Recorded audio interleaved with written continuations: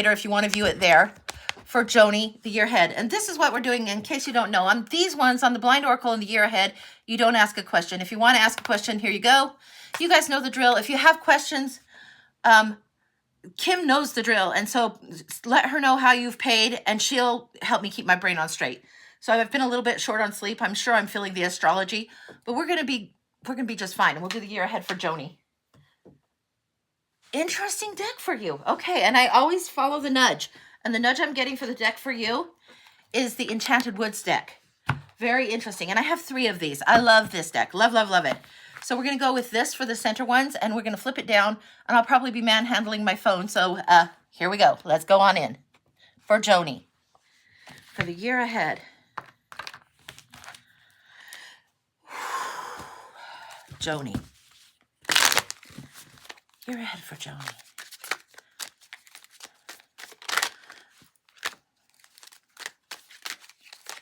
We've got 3 in the center for you. Okay. Well, we've got strength in the center. This is one of my very unfavoritist cards, and I'll tell you why. Strength usually means we're going to get tested. If we follow the nudge and we gently follow the nudge, that's great. If we try and force something, that's not what this card is about. You aren't trying to pry open the jaws of the lion. You're really trying to say, come on over. And here's how it's illustrated with this deck. Now, the 2 cards, this is the signifier for you in the center of the year. But the 2 cards that come in after that, let me aim this down so the iPad can see it, are the 2 of challenges, which is the 2 of swords, and the 2 of visions, excuse me, the 8 of visions. This is a little bit of a stalemate, seeing something and trying to figure out what is the difference on that, trying to figure out what's different for you. And then also the 8 of visions is the 8 of cups, and it's what is unfulfilling, or what are you going to walk away from. And in this one is choosing to walk away, and it references like Hansel and Gretel, but the very difficult choice of walking away from something in that story. And it's followed by this, the 7 dancing princesses, and I think the fairy tale on this one, but it's walking towards what is more fulfilling to you. That's the challenge, to walk towards your own self, to walk towards your own survival. And just because those stories are the references doesn't mean that's the only way to think about it. But if you stay in a situation too long and you need to walk away from it, and you have stayed there too long, you're going to be needing the strength to move forward. And it's going to probably be tested through the year. So let's see what's going on through the months all around. Let's take a look. All right. We'll go in the small deck, and then I have the 3rd deck for clarifiers if we need. So let's rock and roll. We're going to start in June. It feels right to continue to start in June. We're only, halfway through the month? So yeah, that's where we're starting. June, July, August, September, October, November, December, January, February, March, April, May. Okay, starting in June. So hopefully some of this can be seen, and I'll be, you know what, I'm going to just lift this so you can see it, because I don't know if you can see the whole spread this way, but we'll get into it, and then I'll manhandle the phone. Right here, the 2 of spells. This is the 2 of wands. This is who are you partnering with, how are you partnering, and where are you getting the inner fire from. It's to do with planning for the world that's bigger than that. This one, it's got the 2 tools. It's got the power in its own hands to do something. You have the power to do something, to create new choices, new partnerships, but they need to be stuff that inspires and honors your soul, your fire, your inner fire to lead you forward. It also is a card that, instead of like the 2 of swords, you're saying 2 things that are pretty much the same. And is it the same? It's not kind of that. It's where are you standing in life? In the traditional Rider-Waite, you see somebody standing high in the castle, looking out over the distance, right? And it's kind of, is their life out there? The Reba McEntire song, to me, sums this card up pretty good. It's also about sending out communication to people that are further out. So thinking for the big picture, but you need to take the step down off the comfort zone and out into whatever it is, a little bit at a time to move forward. That's what's coming through in June. July. This is an interesting rendition. This is the Judgment card, and it's called the Council of the Animals here. And it's when all of the ancestors, guides, spirits, gods, goddesses, all of the angels, all of that gather around and try and help call you to your higher self. It's been depicted as the resurrection card, but this is the judgment card. And on this card, one of the biggest lessons is to thine own self be true. Now, this is a huge one. And what's going to be going on, because it's definitely coming through as an indication of ancestors coming through, an indication of support around you that you may not even know. It's coming through that whatever you're going through right now, whatever's being difficult, it's okay to ask your ancestors for help. It's okay to connect with the divine in whatever form, whether it's praying, whether it's, being mad at the fates, the gods, the whatever. But knowing that your ancestors are there to support. I want to get that third deck and clarify on this. So we're going to do that real quick or real slow, whatever it takes. What else does she need to know about the ancestors, angels, and guides? Whew. We've got the fairy wind, and this is the chariot. There is balance needed in order for you to move forward. Now, the chariot usually shows the black and white horses, right? And the rider trying to drive that. There needs to be balance in order to move forward. Balance is also in the strength card. It's also in the 2 of coins. So be aware. They're trying to help you regain that balance and momentum. That's July. August. Now this is the old one. The oldest one. This is the Hierophant card. This is traditions, things that you have deep roots in. Traditions you might have deep roots in. People you have deep roots with. And sometimes this even means institution type tradition. Like it can be depicted as, it's usually the Pope card. So it can be depicted as the church or your workspace. Sometimes this comes in as a job promotion. I want a little more clarification on this. What is this tradition that's coming through as the oldest one? This tree makes me think of Game of Thrones, of the old gods and new. So this kind of thing and the traditions and the beliefs we carry, how does that apply? This is something that you're going to be looking at. 7 of Visions.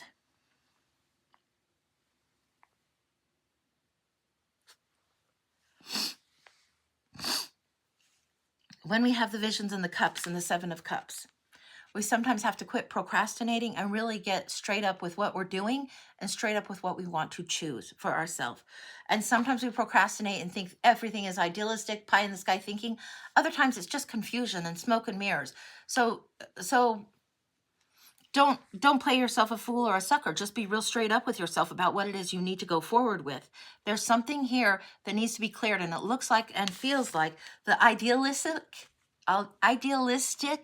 nature, or the seeing potential and I can do everything, I can do everything, I can do this and I could do this and I could do this. If only it would look like this. And it's indecision because you have too many choices. It's spoiled for choices and not acting to make the choice. This is saying there's tradition and then you have to make a choice. So figure out what it is about your dreams, your desires that needs to move forward. And you're spoiled for choices. That's not the problem. The problem isn't you don't have options. You have options. So quit procrastinating. In August, you're going to be charged to move forward. Okay, September. Now 2 came out of the jump immediately in September when I first laid those out. And what I have is the 5 of Boons, which is the 5 of Stones. This is when you're out in the cold, outside the church and separating and going your own way. Sometimes it's a card of literal separation. Some people interpret this as a card of poverty, of lack, of ruin, because you're out in the cold. You're feeling separated from perhaps what was tradition. By this point, you've made some choices. And then here in September also, it's saying the Enchanter's Wheel. So the Enchanter's Wheel is number 10. This is the Wheel of Fortune. Let me see if I can show this. This one, I wish we did have the bigger one. This is the Wheel of Fortune. This is fate weaving its web, and paying attention to the subtle energies is what the strength is all about. Choosing your own path is what is important for your destiny and your own fate right now. And you're not going to choose wrong. You just have to choose you, okay? Yeah, that doesn't need clarification. You just have to choose you. That's September. That's what's coming in, and it's going to be very, very clear to you. Now, we have the 4 of spells coming in here. Now, the 4 of spells, this is the 4 of wands. Some people think of it as a twin flame card, but it really is when synchronicity lines up. It's when there's weddings, graduations, births, new starts. It's 11/11. Things are just lining up and you're ready to walk through a threshold or a portal to something. It's typically depicted with the dancers going through the portal. It's a celebration. It sometimes is vacation or retirement, those kinds of things. It's outside the city and the work and a party of community. It is a graduation, an advancement of a sort, and a celebration, and being among people that love you. This is what's going on in October for you. November. Now 2 came out of the chute initially on the November. These are the 2. We have the suspension and the fairy wind again. Now, This was the fairy wind. This is the chariot. So again, you're learning that balance. It's like driving a car with one flat tire and you have to drive to a certain distance. You can do it for a little while, but if you stay that out of balance for a long time, you're going to be screwed and you know it. So it's like you got to get the balance. You got to get the tire fixed so everything is going again. So this is the suspension. This is the hanged man. This is where you turn this perspective upside down, literally, willingly. Take a different perspective, view through another's eyes and see it from their perspective, and then make a decision. Then go from there how you want to proceed forward. Sometimes, even if we can see it from the other perspective, we might not change our course of action, but we will have a deeper understanding of something. And that's okay to do. Sometimes we have to change our absolute perspective and then it like clues us in and we get what we need to do. We get what's going on. It is looking through it from an upside down point of view, making a willing sacrifice for a period of time to get clarity is the nature of this card. Fairy wind comes in again. Now this is your November. So this is where you're going to be tested on balance. Tested big on balance. Anything else in November? Let's look for a clarifier. Same deck, third deck of this. I'm getting stop. Stop for a moment, slow it down. Slow it down. If you drive and you have a flat tire, like we were talking about the chariot, but you don't put the donut tire on, you don't put the little, teeny tiny tire on that's in the trunk, you don't stop. You just keep driving and it's flat and you hear thump, thump, thump, thump, thump, thump. You're going to totally destroy something. I'm getting stop. So when you feel like something is off or out of whack, it's asking me, it's giving me, it's bringing through, stop. Pay attention in November specifically. And I know that's holiday season and people get batshit crazy and families coming and this, that, the other is going on and you're trying to do so much in November. Stop. It's not just slow down. It is stop, motherfucker, stop. That's what's coming through. Stop.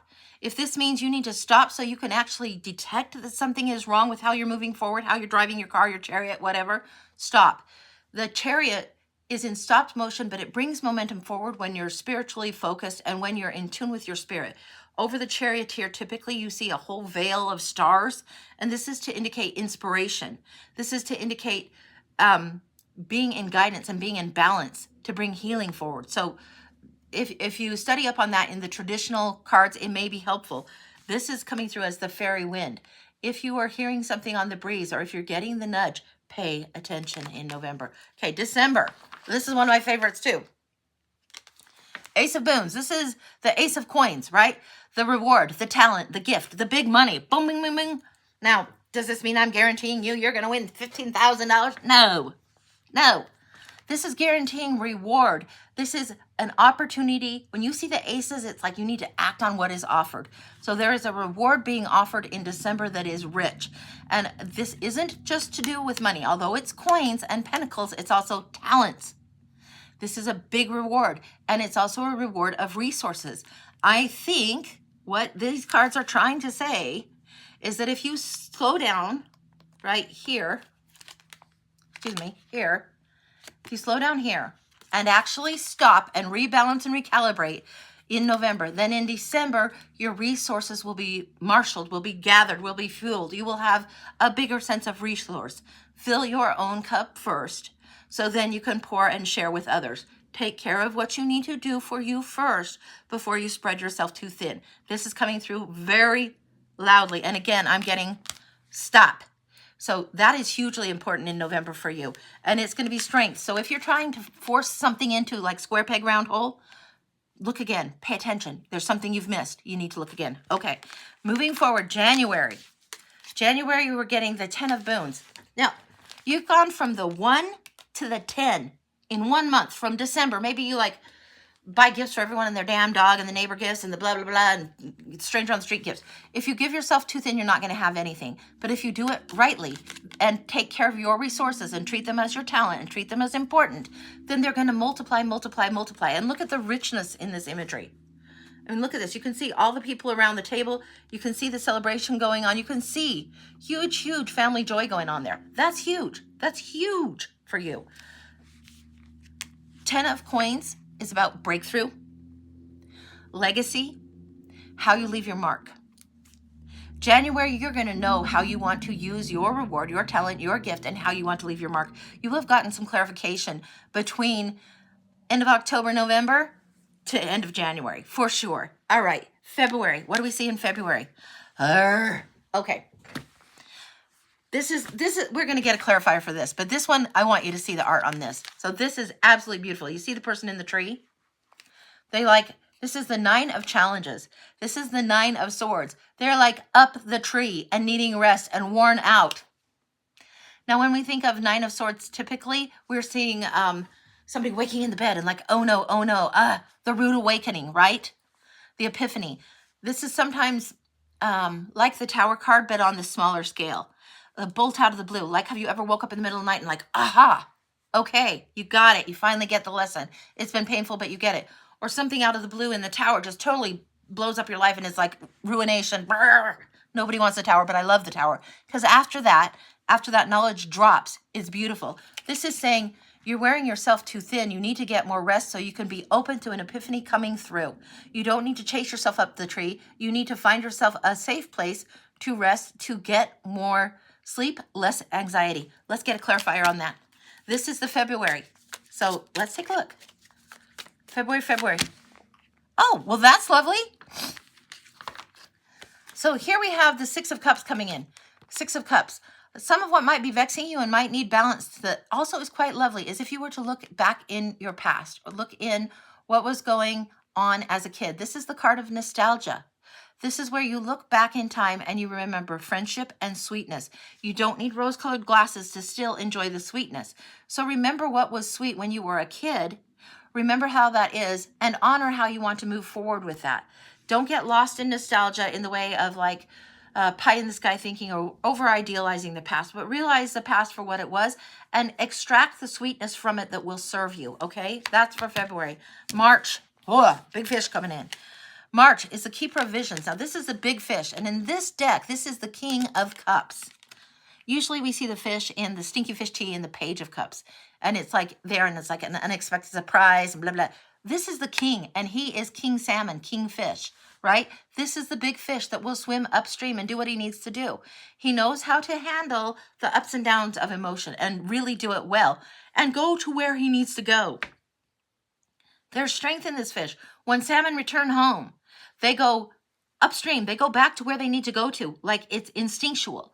And this one is going to follow that. He's going to be compassionate. He's going to be calm. He's going to be intuitive about what he's doing, and he's going to honor that calmly. This is very keep calm and carry on. That's your March. April, the folly. What did I just talk about? Okay, the Tower. And I love this. This is a beautiful, beautiful, beautiful, beautiful Tower. The folly. People used to build things up and build follies, and they were like extravagant, extra frivolous, goofy kinds of structures. Goofy might not be the right word, but frivolous structures where you could go and it's sometimes people would build them as a little bit of extra status. Here's the folly. Maybe you think about like a gazebo or a cottage that's on, a cottage on the landscape or whatever. The folly. This is building something up, building something up, building something up, and the universe bringing it down. Now, if you don't pay attention and get the rest here, the universe will correct it. Like with the analogy about the car, if you don't pay attention to that flat tire and keep driving on it, the universe will stop your car because eventually you'll be on the rims, right? You'll be driving on the rims and El Scrudo, and the alignment will be gone, and the ball bearings will be gone, and all that will be gone. So this also, you pay attention to it. Sometimes this is unavoidable change. It's a massive change that blows the crown chakra open, enlightens and reroutes your course. It is the plot twist, as Chad Silvermain says. It is the cosmic wrecking ball. It is the unexpected change that throws everything that was built and not meant to last down, right down to the foundation. It's when your house burned down, but you survive and suddenly your perspective is shifted. The thing I love about this card is that after the shit happens and after everything's gone sideways, then you get to choose to kick the rubble out of the way and start again and do something new. So be aware that this is coming, and I think you've heard me pretty good on this. But that's coming in April. In May, new choices will be made. This is one of the most beautiful lovers cards I've ever seen. You can see how they are together in the woods, just being themselves, the lovers. This is making the choice. And is it who you're choosing, or is it following your heart's desire that you're choosing? It's about your choices and what are you dedicating your soul to. That's what this is about. Anything else on the Lovers as far as next May goes for you, for Joni?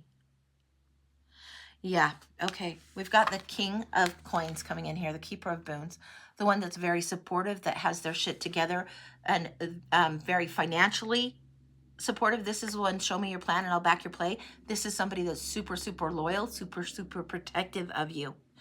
Not protective because you can't do a thing, but they treasure you. They know what is valuable. They know how to treasure things, and they know how to put it up there. It's not just about materialism or any of that kind of nonsense at all. It's definitely about how do you stack talent, reward, resource consistently, and honoring that. This does feel like somebody, like a person. The court cards in tarot represent people often. Not always, but often. And this does have that feeling, like a person that is coming in supportive. It's shown in the masculine. It could be somebody that is feminine with very strong loyalty, masculine types of traits that we've just discussed, but it's shown in the masculine here. It feels like it is a person that is a supportive older brother, father. It feels like support of that kind of thing. It doesn't mean it can't be an older sister. It doesn't mean it can't be somebody else, but they're supporting. What are they supporting? Your choices. You're making a choice that's following the desire of your heart. They're coming in and bringing and lending support. That's what's going on. It brings us back to June, where you had the Two of Spells. It brings us back to these, where you're having to choose what you want to go towards. This is what's coming in through here. Now let's see, what else do you need to know as a final thing? The final thing you need to know. Really, really trust yourself is what's coming through. Seven of Spells. Yeah, hold your boundaries. You don't have to be defensive, but you are straddling a couple of different things, and you are learning where to set a boundary. Usually you see the Seven of Spells, the Seven of Wands. The guy is standing. He's kind of caught off guard, but he has to straddle two worlds, and he has one shoe that's different from the other, and there's a river running through, and he's straddling two lands, and it feels like bigger than what he's capable of doing. Get more clear about your boundaries. It will serve you throughout the year. Get more clear about what it is you really, really want throughout the year. Don't spread yourself too thin during the times we've talked about. Understand some of this is beyond your control, and it's meant to be falling in this way. You have the Chariot for momentum, for following ambition, pursuing your desire, pursuing what's spiritually balanced for you. You have the Wheel of Fortune kicking in. You have lots of major arcana sprinkled through here, but it feels like a nice kind of sprinkling. But that feels complete. That's what I got for you, hun. That's beautiful. Yeah, not easy. You will get stronger in this year, but it's not necessarily easy, but it's beautiful. And it's not necessarily bad either. It's just the Strength card. Have those ancestors. When you need extra strength, you call on them, okay? Because that's important for you. You're welcome, Joni. You are so, so welcome. No problem at all. No problem. All right, let me get some water, and we will see what else is going on. Just 1 minute. Okay. Christopher, a blind in a pinch. You got it. Just 1 second, Kim.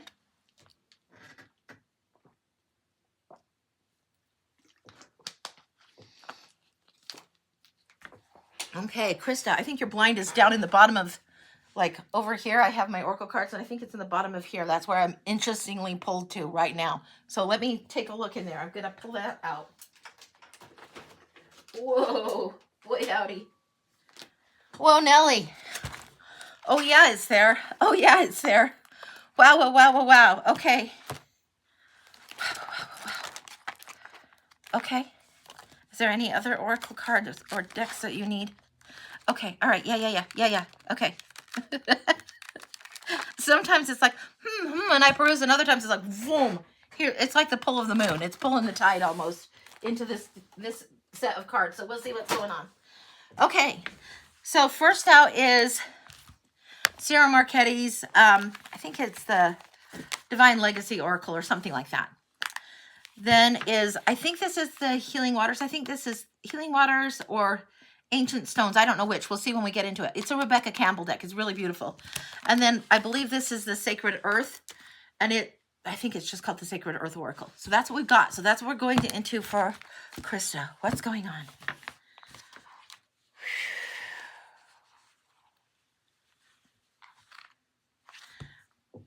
We're getting this opening up sense. Like my shoulders need to be more open.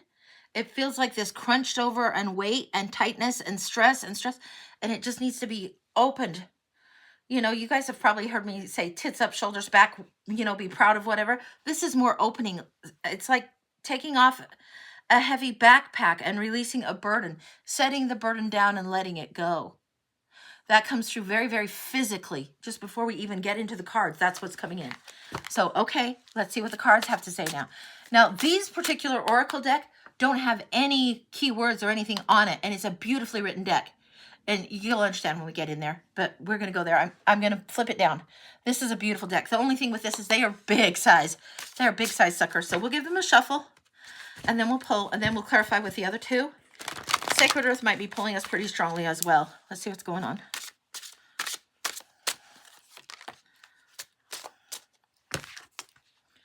Look at what we're seeing here. This shoulder position. There will come a time that you must open up. You saw me just show the shoulders, but look particularly on these shoulders. Look at this sitting with the shoulders there. You're going to have to get up to put the burden down. You're going to have to stretch beyond the comfort zone. You have all the magician energy here. The energy of even the Fool is here. Something being unmasked, protecting something that is yours that comes through when you stand tall. So you know how in tarot you see the Four of Cups and the person is sitting there, arms crossed and refusing to see something different, or they're going within and taking some time meditating before being distracted, and then they move forward. This is coming through quite strongly here. Okay, all right. Now choices are coming. What we're seeing here is she's got the key and she's got the book. She's got the access with the key and the vital information that's closed that begins to open up. You have both. And this key is in what looks like a globe, an orb, a crystal ball. This tells me this is your intuition. You're seeing something. You're seeing with third eye seeing, with spiritual sight. This is what's coming in. You're seeing with spiritual sight what would be part of history, what would be part of incredible information, sacred information in the Akashic Library. Yeah, you're seeing in this. This is what's coming through on that card. Now we have this guy. Look. And you can see, I mean, you see this guy here. And I mentioned and referenced the Fool. And you've seen Cyril Marchetti's work. I know you have. So you would understand this reference and understand his art to depict this. This is the Fool dancing. And this one is dancing a little bit sky-clad before the maker. I don't want to have... There's nothing... But I don't want to push my luck on TikTok here. But this is raw, real, genuine, authentic, sky-clad before your maker. What is. And if people aren't able to handle that about you, it's not your problem. It's not. You just need to be as true to yourself as you can and open up. Set that burden down. When you're done going within, when you're done being tight, when you're done meditating, protecting, whatever it is, then you open things up and see. Now, in that Four of Cups, they look over, they could see the gift the universe is offering, an Ace of Cups, spiritual and emotional growth, right? This is what's here. And then this is like the Fool, ready to dance, ready to go forward anew, ready to go forward fully. Let's see what's going on with the Campbell deck here. And I'm pretty darn sure this is a Campbell deck. I mean, I have a lot of decks, so sometimes I don't get it exactly right, but let's see. And I want to see what's going down in your subconscious or the lessons that are coming that you might not know and might not see just yet. Let's take a peek. That being in mind. Okay. All right. Is this it? I think it is. Okay. All right. All right. Okay. All right. This is why I'm cracking up. Because you have had this come up in other readings where I've told you connect with this. I'm going to show you the card. It says Isle of Avalon, healing, returning to wholeness, transformation. And there it is so you can see it. Isle of Avalon.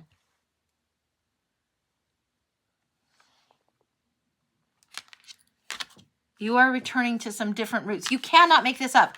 Like, of all the decks, and I probably have now, probably, of the 760 decks, probably at least 80 of them are Oracle decks. What are the odds of this card coming through for you, specifically? Subconsciously reconnecting to that. Gentle force, consistency, patience, persistence, the long game. Now look at this. What is she doing? She's looking through a portal. She's summoning. She's using something, and look in her hand, and if you look closely, you'll see, like, I hope I can point this out, but look right here, underneath my fingernail. I'm going to move it away, okay? What is she doing?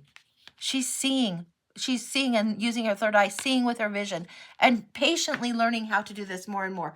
Patiently stepping into these secrets. Patiently stepping in and gazing in, gently. Softening the gaze. Yes, yes. Okay, Guide Lucy's in the house, and softening the gaze is important for you. Yeah, it does connect to the second tarot card. It's softening the gaze. It's when you think you've seen something flutter by, and Nell likes this as well, softening the gaze. There is a way to connect with your guides, with spirit, with your ancestors, when you soften your gaze and don't have such judgment of or doubt of, is this just my imagination making shit up? When you trust your intuition and it's showing something and bringing something forward, rather than second guessing, just keep going with it. Let yourself go with it. Let yourself look into, what if this is intuition? What if this is the other side trying to connect with you? Because you'll see things flutter by, or shadows move, or you'll hear things that maybe somebody else doesn't hear, whether it's chimes or bells or the breeze trying to talk to you. This is what's going on.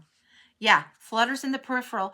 That's like orbs, ancestors, and spirits usually coming through. Now, whether other people believe that or not isn't mine to control. That's my personal belief. That's my personal experience. Your experience will be your own. The next thing that's coming through, as you dance with the tarot card, you're getting gratitude and appreciate what's sustaining you. Now look at this posture here. This one is ready to dance. You know, not like this, but like this. And this one is open and ready to receive. Do you see that? Do you see her hands? They're like this. Like open, ready to receive. Open. Beautiful, beautiful, beautiful. Pay attention when your hands are open and you're ready to receive. You're not in resistance anymore. You're ready to receive. You're ready to be focused. You're ready to soften the gaze, and you're ready to dance through in this new way. Now we're going to go to Sacred Earth cards, and I want to talk about grounding. The opening your heart chakra, absolutely, absolutely. There's a willingness and a really understanding, and you are really good at gratitude. And that is a healing thing for you. Whenever you're out of whack, it's not that you need to spiritually bypass anything. That's not what you're doing. But you are focusing on what you're grateful for and drawing more of that to you. And that's huge important. And we all get lessons and rerun lessons on that in life. We can all get our undies in a bunch for no reason or for a reason and forget, you know, the many good things that we've done to create something and forget to be grateful or open. But this is opening the heart chakra, opening up the gratitude and being ready to receive, preparing to receive because you're being open. All right, Sacred Earth to get grounded. And I don't know if there's 3 in there or if there's just 1 in here. There's 2 that want to come out immediately. Revolution and expectation. Oh, these are gorgeous. Revolution. Revolution comes when something that is, well, think French Revolution, think Les Mis. Can you hear the people saying? You don't have to associate it with any particular politics or anything like that. But when you're ready for revolution, it's because something has to change, right? It's something that is preceding a transformation, preceding something. Something must change. Something must transform. Gorgeous, gorgeous card. Revolution. Then expectation. You know that something is coming. You can feel something coming. You have what looks like dragonfly energy back here, and also escaping the cocoon references here. Expectation and staying very feet in the grass. I want one more. Yeah, this is opening the wings, opening the wings. That's also another theme for you. Okay, we got 2 again. So these 2 lessons, these 2 things might come in as a pair. It's what it feels like. And these 2 are coming in as a pair. So we're dependability and space. Oh, dependability is coming through as hyper responsibility. Be aware of that. Take it as a caution and get grounded and be dependable for yourself. Show up for yourself. Flawed, imperfect, and all. Blessedly flawed. Okay, Krista. Blessedly flawed. Show up for yourself. That is the responsibility, to heal yourself. Sometimes people ask, what is their life purpose? And I think one of our biggest life purposes that we can ever achieve is just healing ourselves. And some of us are healing ourselves and anchoring that in, and that is the purpose. Okay, and then space. Making space for the phoenix to rise, making space for transformation to happen, making space for you to spread your wings, taking up space in a way that's gorgeous and beautiful. All of this is important. All of this. Yeah, we have 1 more. Okay. Is it just one or will it be two? I don't know. Clarity. This is the gift that you get going forward. Look at this again. Gorgeous, gorgeous. When you're grounded, you have the clarity to what would be the portals, to what would be the keys, to all of that. Just boom. When you make space for yourself, when you allow yourself to take up space, you get clarity and it comes quickly. That's what I've got. That is gorgeous for you, honey. Okay, I'm going to get some water. We'll do your charms reading next. But that's it. I think this is a Rebecca Campbell. I don't know if it's Sacred Stones, Ancient Stones, whatever. The Sacred Earth, I think is what this one is. This one. And the Marchetti is that one, Cyril Marchetti. So, wow, that's gorgeous. Yeah, just keep allowing this to be opening. That's so confirming. I'm so glad. I'm glad it makes sense. Like usually when I'm doing reads, I don't know what's going on in everybody's world. But usually what you need to know is definitely reassured. And sometimes even if you're randomly popping into something, you'll have something in it. It could be somebody else's reading, but it's also the very lesson that you're going through at that time, and it will resonate with you also. So be open to that. All right, we'll get some water and then do some charms.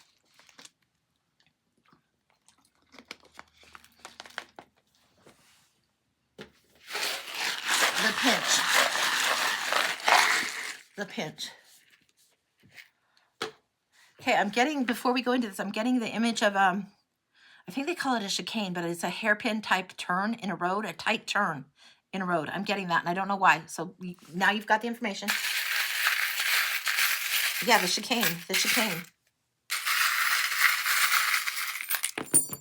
Okay. I'm going to flip this down so you can see the charms because they're so little, but okay, here we go. All right. So way up here, what we're seeing is the crab, and this is the coming from the Merc. If you remember tarot, you will see a crab or crayfish coming out of the moon card. And this was flipped, and it felt like that flip is significant. You're coming up out of the subconscious and allowing things to move through you in a new way, facing fears, overcoming fears, understanding the balance between the domestic and wild. This is something that is emerging after being deep. After deep diving, something is emerging, a part of self-emerging. Now, this all feels like fairly close to the same time frame, and this feels like, I don't know if it's like a 6-week time frame, but that's what it feels like. So take that loosely. I don't know for sure. It's hard to figure out time in charms, but what's coming through? The lemon, the juiciness of the lemon, the sweetness, the healing, the way it wakes people up, the way it adds freshness, clarity, cleanses, lets impurities go, cleans toxins, and can be, even though it's sour, it can be sweetened. This is you understanding the fruit or the gift that you have and understanding how to use it. It's not just always about making the freaking lemonade. It's about also using it to clarify, to clean, to cleanse. This is coming through on this lemon, like when you cut it in half and you can like scrub a sink with it or that kind of shit. I'm not telling you that that's literally what you need to do, but the citrus scent will be clarifying and invigorating for you, and you need to be aware of it. You need to be around it. Anything that is smelling like, I think doTERRA has citrus bliss or something, very lemony and fresh. Like my sisters and I got together once for a sister weekend get together, and we took a cab somewhere, and the cabbie said, "Is that citrus bliss? The citrus scent that wakes things up and freshens, excuse me, and freshens or refreshes something." This is what's going on with this. When you let something be cleaned and refreshed again, you're going to find also that here you see what is the guitar, the music coming to life. Yeah, this is coming through with this. It's not the harmonizing. It's life asking you to play the music. Life asking you to play the music. I'm getting something that is the closest I can get, and it feels like it's not quite exactly right, but it's coming through enough times now that what I'm getting is Neil Diamond's Play Me, and that's more of a relationship thing, and it's talking, what I'm getting is your reference in how you do with life. You need to play the instrument of life. You need to let yourself be the instrument and play it, engage. It's not so much about harmonizing, but it's using the gift, using the instrument, and play it. Play it. Use the voice. Use your body as the instrument. Play Me is coming through. And this is, yeah, engage. Engage in this new way. Engage with your instrument. We are all instruments here. We're learning our human lessons, but we're all influencing each other one way or another, interacting with each other one way or another, and trying to let the divine through. It's okay to be the instrument and not do it perfectly. Play me. Allow yourself to play. The bloom, the opening up that's happening here, huge, huge. The butterfly coming through. This is transformation, change, metamorphosis coming through. You know these ones really, really well. There is something that is opening up, and it's coming through with the flower and the butterfly here, just as much as it came through on those previous cards of the opening up. The butterfly opens the chrysalis and gets through the cocoon and opens up and spreads wings to flight. The flower opens up and allows more sunlight in, right? This opening up, this opening up, this opening up. This is important for you. You know that song? Good, good. Now I'm going to go back down to the charm so you can see what else is coming through. Okay. We've got the Pegasus coming through here. And again, this is flight, flight. There's a little bit of magic coming through here, flight here. And then, what is this one? The unicorn. This is like magic in the movement. I'm going to show you both of these. I know that they're really tiny, but okay. You've got the unicorn's head right here and the Pegasus.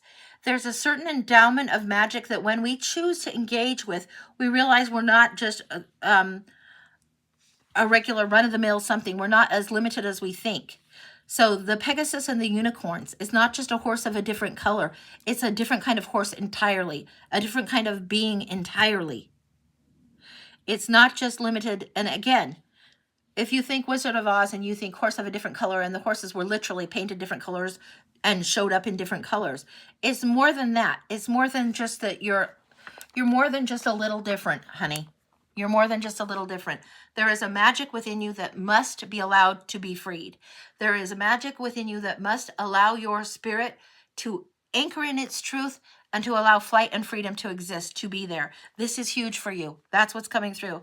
We've got the green moon coming up, and I'll just hold it so you can see it. The green moon. It's referencing the heart chakra. Now, when we have the crab, we were talking about the moon tarot card, right? The green moon here, the heart chakra has to be open, and it's a little bit at a time. And whether it's waxing or waning, you'll know. But one of those moons is significant to you over and over each month. And maybe both are significant, but it's not necessarily the full. It's the way the cycle ends and begins again, ends and begins again. The waxing and the waning ends and begins again. This is something that we need to pay attention to, that you need to pay attention to. And then the last one, and I think this charm has come out for you before, is the big time clock, the big time timing, divine timing.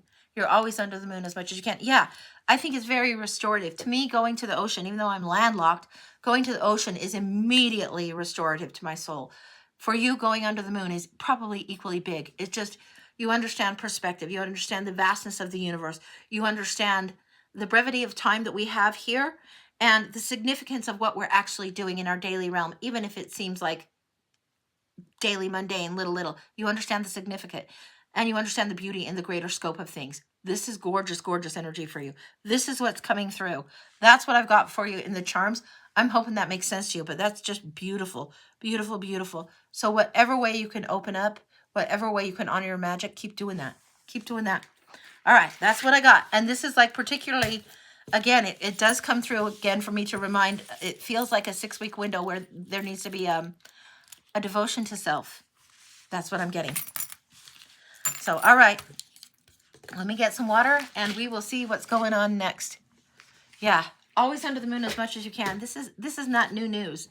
It's not surprising that it comes up for you frequently either. It's just not. So, yeah. Okay. Whew. All right. Kelly for a blind. Okay, Kelly, 1 second.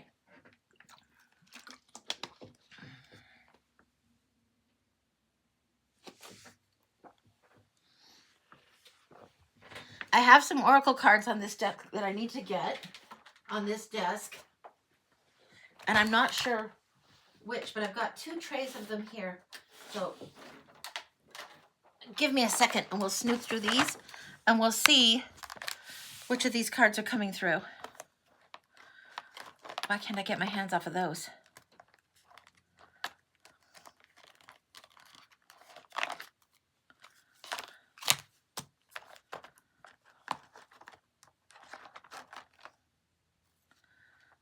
Okay, all right, whatever.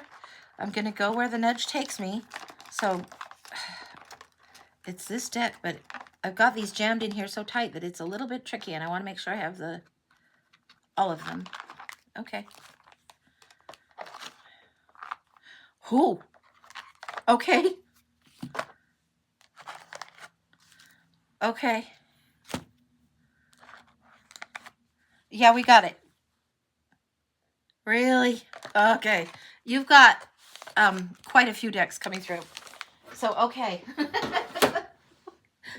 I can see there's 6 decks that came through on this Oracle read. So, all right.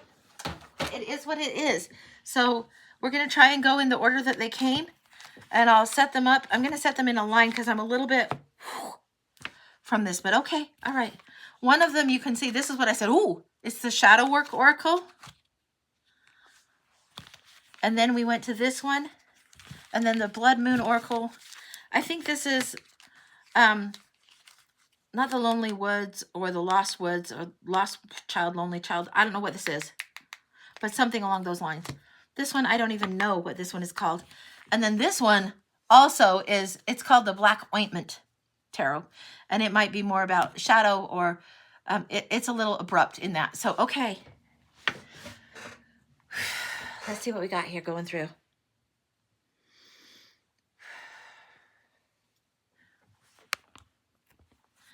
Okay. What's coming through when I'm doing, when I get physical gestures or physical feelings like in that last one, I pay attention because they're not coming through for me. What they're coming through is to help me remember to give this to you. Tightness and pressure on the head and the free your mind comes through. This is what's coming through. Now let's start this out and see what we got here. 1212 is asking for focus. This is a numerology oracle. 1212, it's saying, I am focused. And the triple ones, these are the numbers you're going to see. This is important for you. So I'm going to show you 1212 and the triple one. Look for the angel numbers. They're trying to get you to pay attention about being creative and being focused, not overwhelmed with a headache or migraine, not with uptightness in the mind or mind on the hamster wheel. Free, open your mind. So this is what's coming through here. Okay, now here, what do we got here? Wow. These two just flew out. We've got black silk armor and solace in the secluded garden. What we're talking about here is you learning that solitude and loneliness are two different things. Understanding time alone and time feeling isolated are two different things. Solitude is important. It's like understanding the value of why the hermit needs the dark night of the soul, why the hermit needs to look at the shadow self a little bit, why the hermit needs to climb a little higher. And this is black silk armor. This is a gentle fabric, right? But it's also a protective type of thing. It's not as whimsical and frivolous as like a pink or purple tutu, which I love my purple tutu that I got when I turned 50. My daughter got it for me. But it's not as frivolous as a purple tutu. This is like usually somber and serious, and there needs to be a protection going on. This is what's going on here.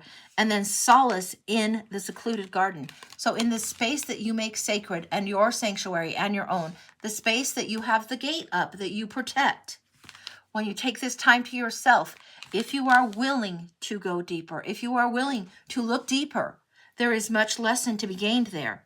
And there is healing in this. The black silk armor protects you from things that, just like a knight's armor protects him, from glances and blows and pain and slights. When you have something in place that is set up as a protective barrier, as boundary, or as a belief system that you now are choosing to believe or look at deeper, this is huge for you. Okay, the shadow work cards. Let's go to those.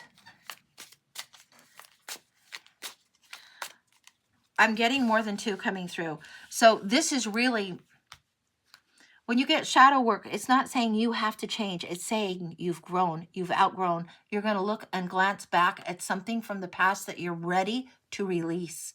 You're ready to look straight in the eye. You're ready to look why you misunderstood something or adopted or carried a belief that kind of rankles with you now, that is not true of you anymore. So let's take a look at this. Scooch this over. It feels like there's 5 of these. So 5 different aspects. Holy shit. Okay. So we're going to go to this and let me set them down. I'll see what I can make sense of, okay?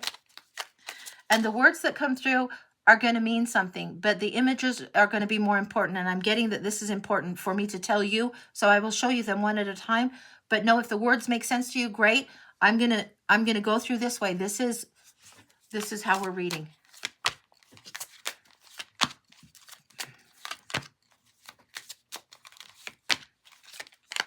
Okay. I'll read the words to you and I'm going to show you the cards.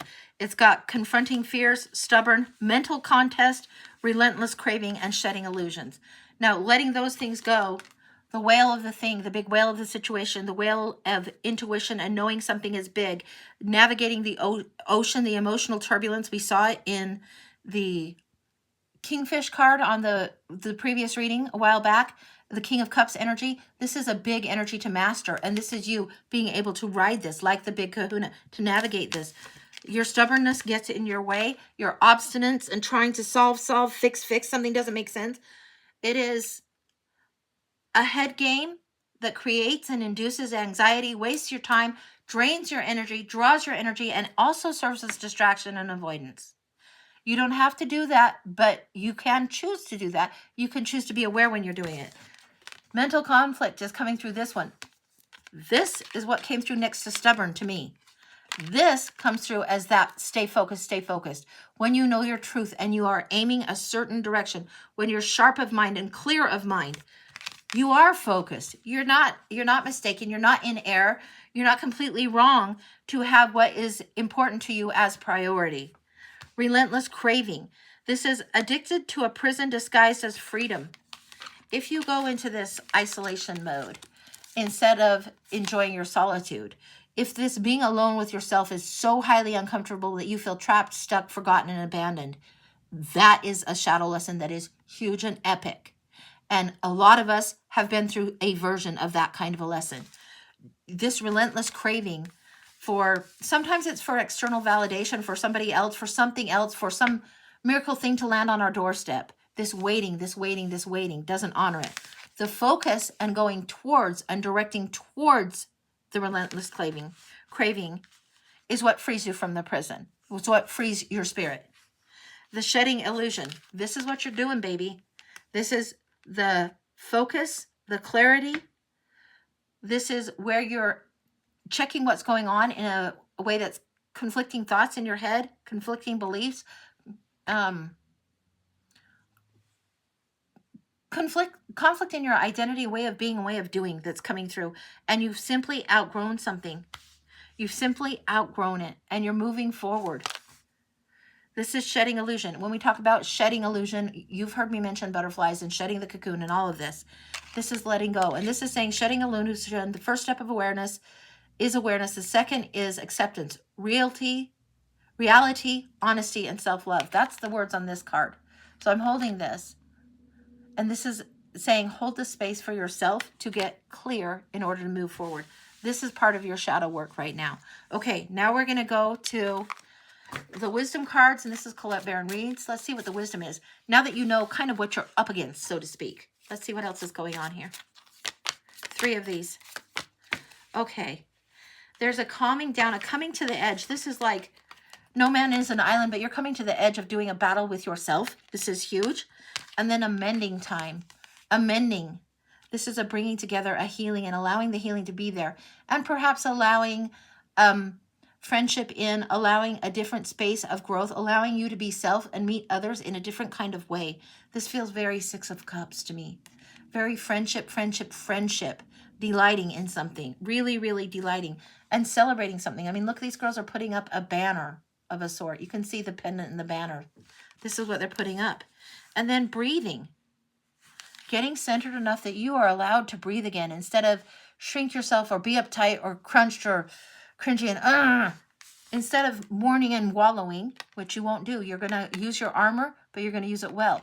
You won't feel poor, pitiful me. No, you're going to be like, I outgrew something and I have to let it go for my own growth, for my own soul's growth. And then breathing. Now let's see what the Blood Moon has to say. This is the Blood Moon Oracle cards. this is just, it was an interesting deck to me, and I thought, okay, we're going to get this. Let's see what they've got for you.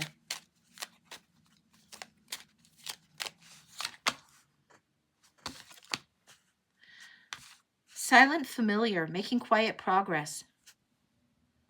Surprise attack, protecting what's meaningful to you, embracing independence. The cat. A cat is not a dog. You guys understand the difference in how cats behave and how dogs behave. Cats honor themselves. Cats will do what they want and come and approach the humans when they want to. And they know when they need to rest. And they know when they need to have cuddles. And they know exactly how much they need. They are good at protecting themselves. They are good at treating themselves as sacred. And they remind us to honor that and do that. Embrace your independence. Okay, what else is coming forward?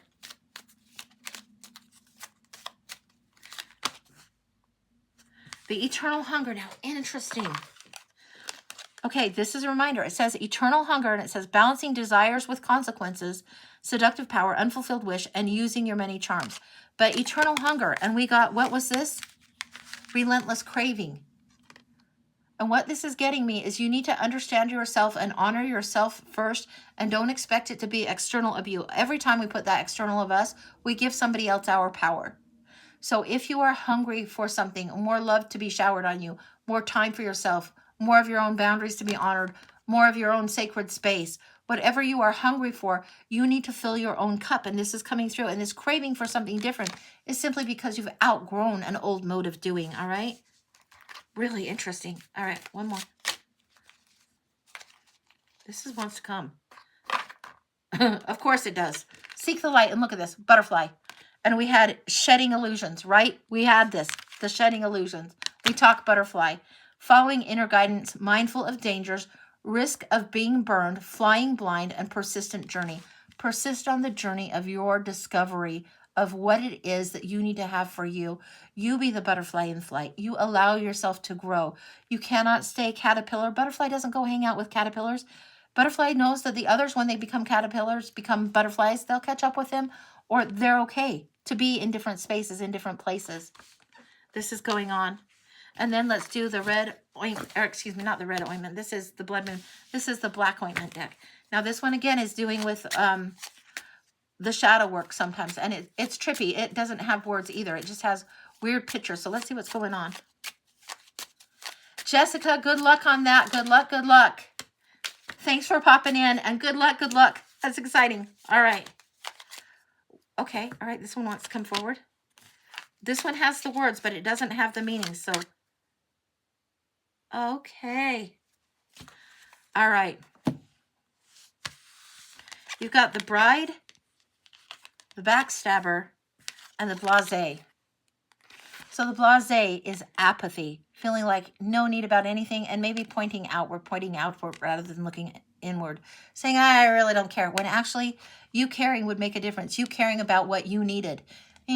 This I don't care, apathy, or just so bored that you feel flat, depressed, or discouraged. Instead of being like, okay, I've been in my cocoon, my comfort zone too long, and the accountable version of myself would get up and show up for myself and do something different. And this is asking you if you want to be in your blahs, in your grungies, in your bullshit, or do you want to take action for yourself? Because this is important for you to figure. Then the backstabbing. This backstabbing in tarot is the end of something and time to move on from something. You also would see in tarot the 3 of Swords and the 10 of Swords for this kind of thing. But it's the painful thoughts that we aren't supposed to be carrying anymore. The painful thoughts that we need to release and let go. Instead of betraying ourselves over and over by playing small, by not showing up, by, all right, it's not that important, it's not priority, by not making ourselves priority, by not making ourselves look at what our accountable part of a certain circumstance is and what we've outgrown, what behavior pattern, what toxicness, and what is unhealthy that we've outgrown. This is what's going on. And then we have the bride. And this is an interesting one. It's just a little bit, I mean, all of these cards in the black ointment, it's like if you had to put on a stinky salve. Okay, yes, okay, fine. I'm given to tell you about vetiver oil.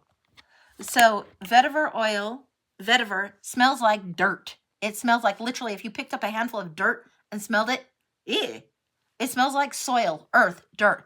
Vetiver oil is something that you can use to like calm for ADHD, those kinds of things. And it is very, very grounding. Very, very, very grounding. So vetiver oil is coming in. The black ointment cards are meant to ground you, to help you know what's going on. Not to pick on or attack or say you're not doing this enough. The world says that plenty. To anyone that says you're not enough or that you need to be their version of you. No, you need to be the best version of you that is right for you. This is saying the bride. And what's coming through on this is the devotion to self, the sacredness to self, protecting self when you need to, but being married and wed to your own soul's growth. I want one more from this black ointment deck. This is huge. This devotion is huge, because when you are devoted to your own growth, you're not afraid of shadow. You're not afraid of somebody interpreting or trying to tell you something different. The labels that, yes, okay. The labels that people would stick on the Wemmicks, what is that, a Max Lucado book?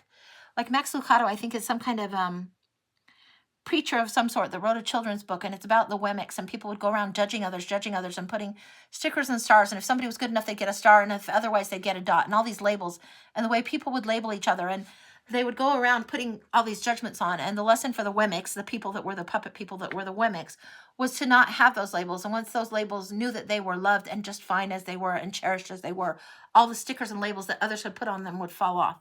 It's a Max Lucado book. It's gorgeous. Look it up. I bet you can find somebody has read it on YouTube or something like that. But yeah, gorgeous, gorgeous. Okay, one more from the black ointment. The vetiver, black ointment, the salve that stinks, the looking at something but focusing and getting grounded. The focusing again is coming for you. The hand. The power is yours. The hand, when we see it in the magician, he has tools in hand. You love vetiver, Krista? Yeah, it has its own little earthy smell. But the hand is your power to create this. This is acknowledging your power. It is up to you what you hold on to too tight, and it's up to you what you release and open up to. The power is there for you to see. The power is there for you to create, for you to do. Your life up to this point has largely been something that you created and had a large degree of control on. It doesn't mean every bad thing to you, you manifested, blah, blah, blah. You have a part in the creation, and it is in your hands how you respond and how you choose to move forward. That's what's coming through, and it's coming through quite strongly. This is a blessed time for you, because what you are doing is really looking, and not everybody wants, a lot of people want to spiritually bypass and not look at the shadow work, and they just want to be love and light and rainbows and sunshine and, glitter sprinkles coming out their ass all day long. No. Sometimes we get damn mad. Sometimes we get hurt feelings or in our petty boots, and sometimes we get our undies in a bunch. But it is time for you to look at what gets you in the small sense of self. Where do you honor yourself, devote yourself, and open up? Where do you allow yourself to take control once again of how you're moving through this? That's what I've got. That's complete. Holy smokes, that was a big for a blind. I mean, I tend to have a preference for tarot over oracle in general. Like, I tend to favor, of my 750 blah blah decks, I think 80, maybe 100 are oracle. 80, maybe 100. The large chunk of them are tarot. So when the oracle comes through this strongly, it's like, this was the energy was beautiful. It was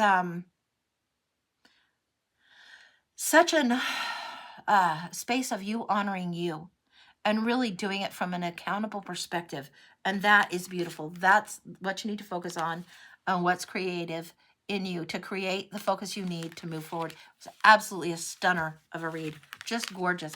You are doing well and on the right track, and looking at things because you've outgrown something else is a beautiful and challenging task, and you're doing it. So good for you. You're creating change. You can't grow if you don't look at your shadow side. You can't grow if you don't do shadow work. You can't grow if you don't look at your own limiting thoughts or doubts or beliefs that have perhaps held you back and been a comfortable place to be in. You can't grow without that, and you are so ready for growth. I love that for you. All right, I'm going to scooch these cards to the side, and we will see what else is going on. So, okay. Terry for a full. Let me get some water, okay? Terry for a full. It's not over there. It might be on the desk. Give me a second. I need the water.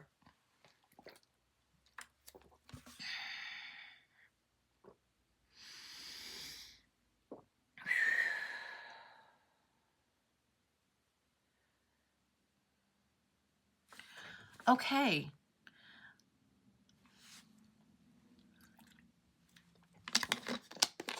I've got your cards now. And this is them.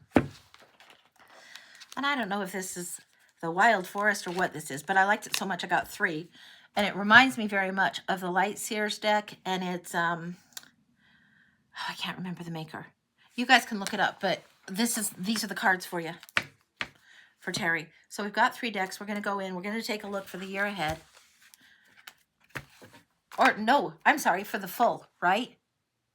So I'm going to see if there was a question that came through with your payment, if that was filled out there. If not, then if you have a specific question, I'll have you retype it. But let me look.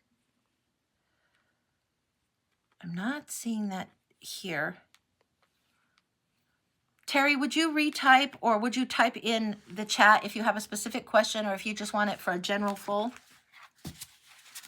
And we're going to go with these cards, and we'll see what we want to do, because these are definitely the cards that we should be going.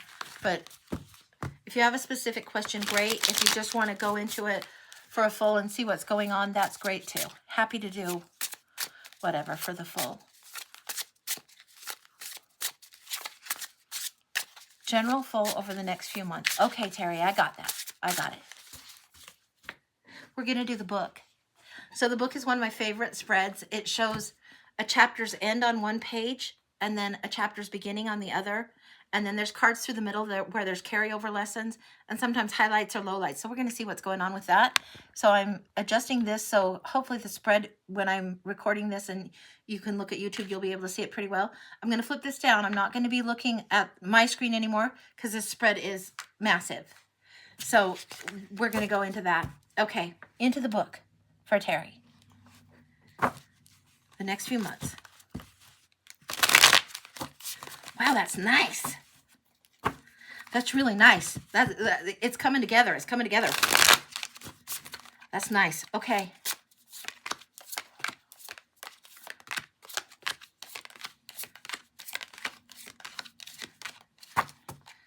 There's that side. Now let's do, this is the chapter the end chapter. This is what you're going towards coming up. It feels so nice. It feels so nice. Now, this is a little bit less certain, a little bit less known, but such is the future. There needs to be room for unexpected surprises, unexpected events, unexpected people to come through. Is coming through quite strongly. So don't be locked into control or your plan being exactly how it goes. You know, they say if you want to make God laugh, make plans. Yeah, it's very much, very much you need a little bit more looseness and fluidity going forward. Yeah. Now there is something that you have definitely completed, outgrown. There's a crossing card here, right there. Interesting. Okay, right here, and right here. Okay. And then we're going to go to the binder. Now this is, if you had a book and you opened it up, it would be the binder between. This is what carries one to the other. So when we read a chapter of a book, there are certain characters, certain people, certain things going on in one chapter. They may not come again, but the lessons that you've learned or their purpose has been fulfilled and leads to the next. So I call it the binder. And there's usually only 5 of them going through here. Again, fairly smooth overall coming through. Not a ton of resistance, but a little bit of the not being in control is vexing to you. Letting things just unfold is a little vexing to you. So that's okay. Just be aware, be aware, be aware. Okay. Now we want some for the top. We want some for the top on each. Okay.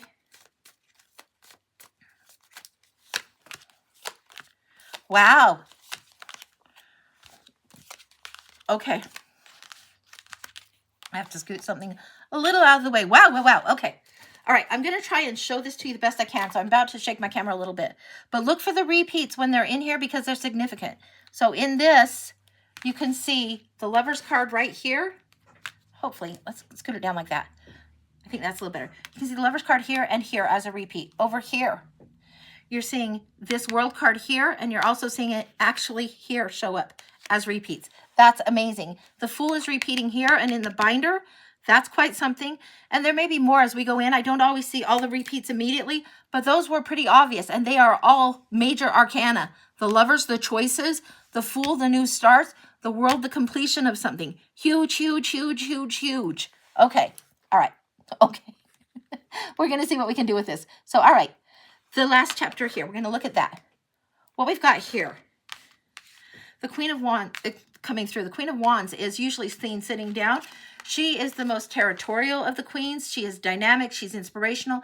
And lately, the Queen of Wands is coming up with this message of be aware of who you give audience to. Be aware who you allow in your time, in your energy, in your field. Be aware of your mission, of what it is you desire and how you want to move forward. And this one is definitely on purpose, on her own plan, doing something that is divinely hers to do.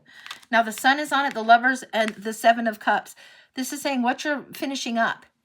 You know something more. You've had more light shown on something about the choices you've made. And the Lovers are significant relationships and what your choices have been on there.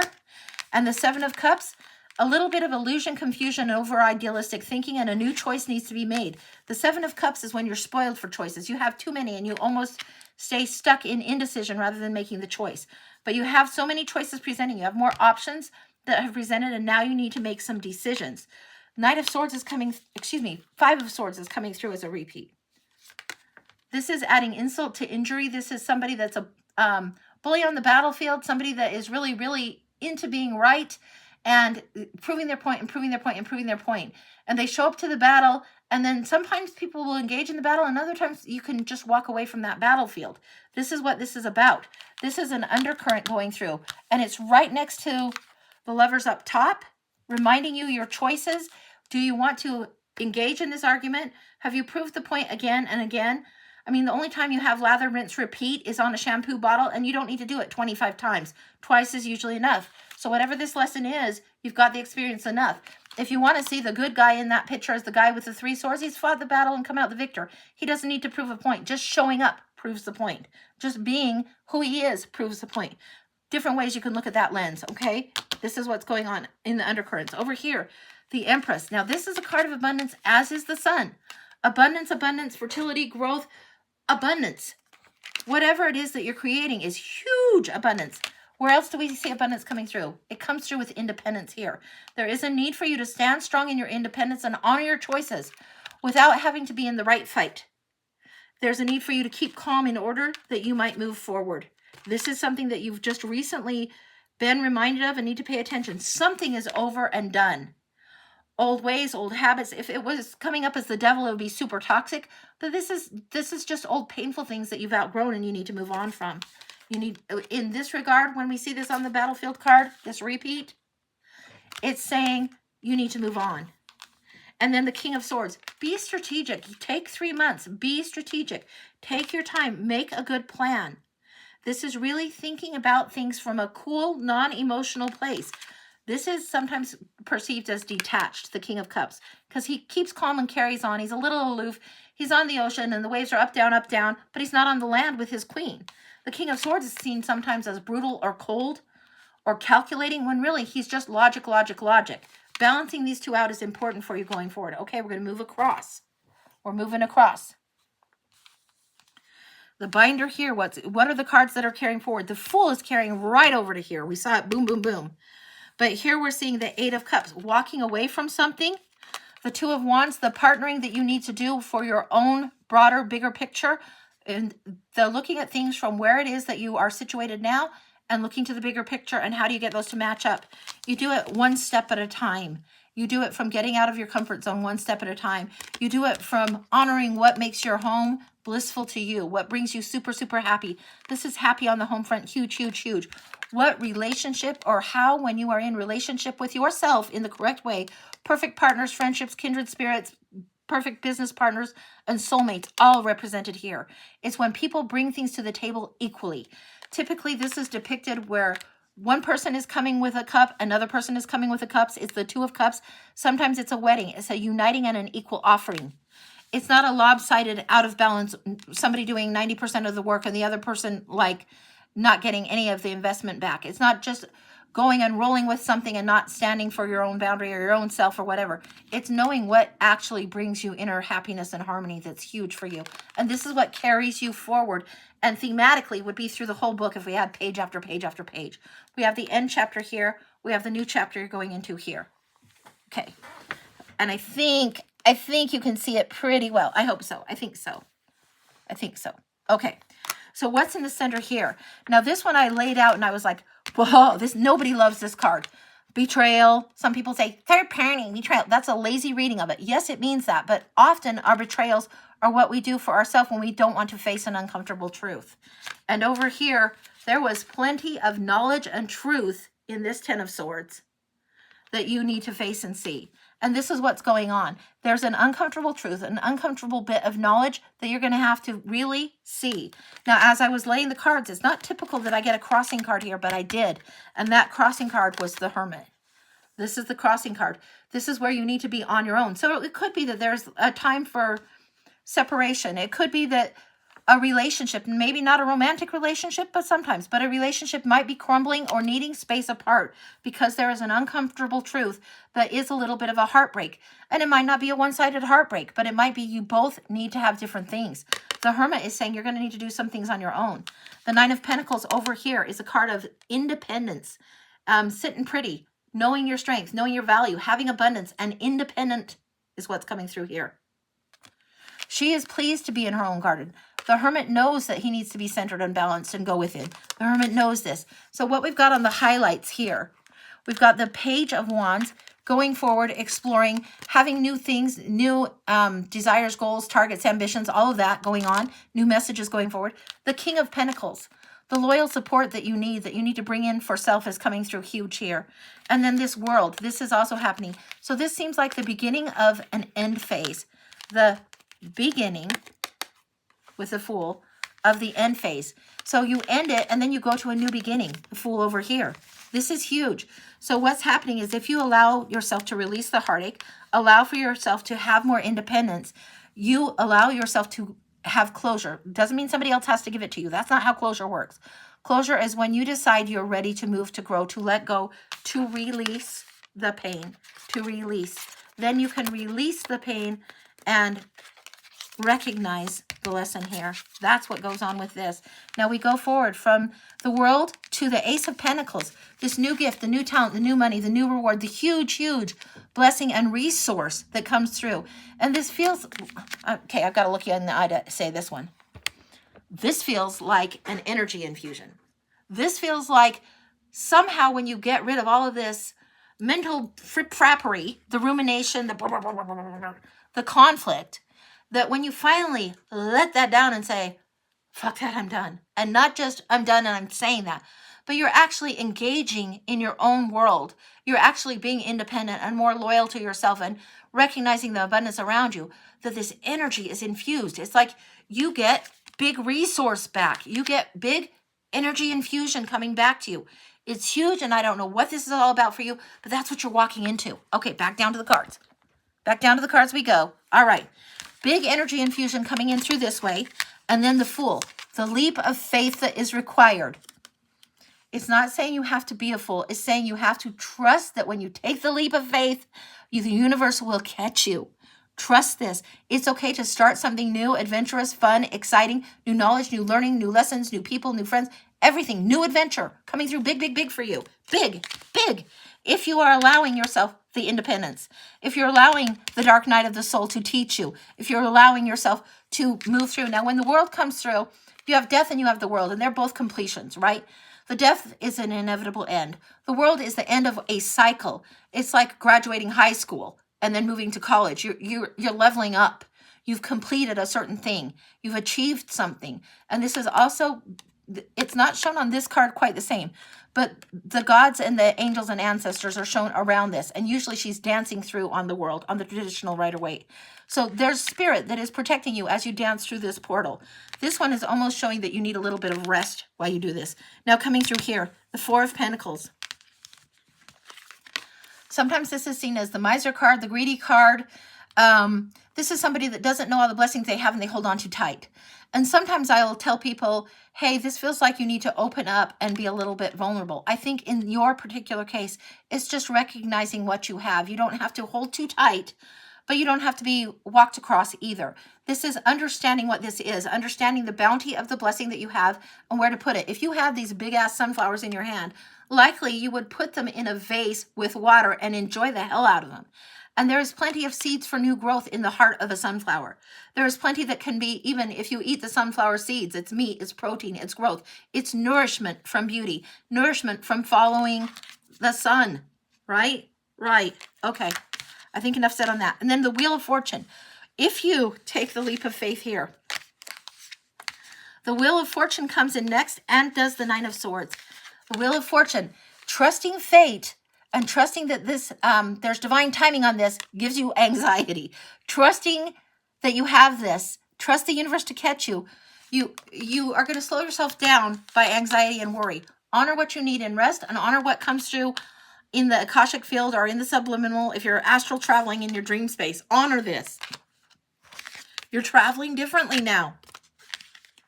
You're traveling more lightly. And maybe the burdens that you set down, the things that you let go of that have perhaps weighed you down, don't need to weigh you down anymore. Travel lightly, my friend. Spirit is with you. It's always represented by the little white dog in the Pamela Coleman Smith version, but here it is as a fox, and it's asking you to be clever and crafty and smart. The knapsack and what's here represents your spiritual kit, the blueprint that you had before you even entered Earth School, before you landed on the planet this time around. This is, you are ready to trust. This is divine timing on this Fool's New Start, on the Fool's Lesson. Now down here, what's down here? We have the Queen of Cups, who knows the lesson of loss, of love and loss. And she doesn't wallow in it. She doesn't wallow in what needs to be separated or sorted or independent time. She's not sitting on the shore with the King of Cups on the waves and saying, woe is me, I'm going to be a drama. That's if she's all in reverse. She's caught in her own shit. She's the most intuitive of the queens. And this one particularly feels very upright. She reflects on the lesson learned from the loss and dreams her dream again anyway. And perhaps is a little more protective. In the Rider-Waite-Smith, you see the chalice that she holds and it's covered. She doesn't share her dreams, her wishes, her hopes and desires with everyone. She protects what needs to protect and shares beauty where it is right to do and uses discernment to do so.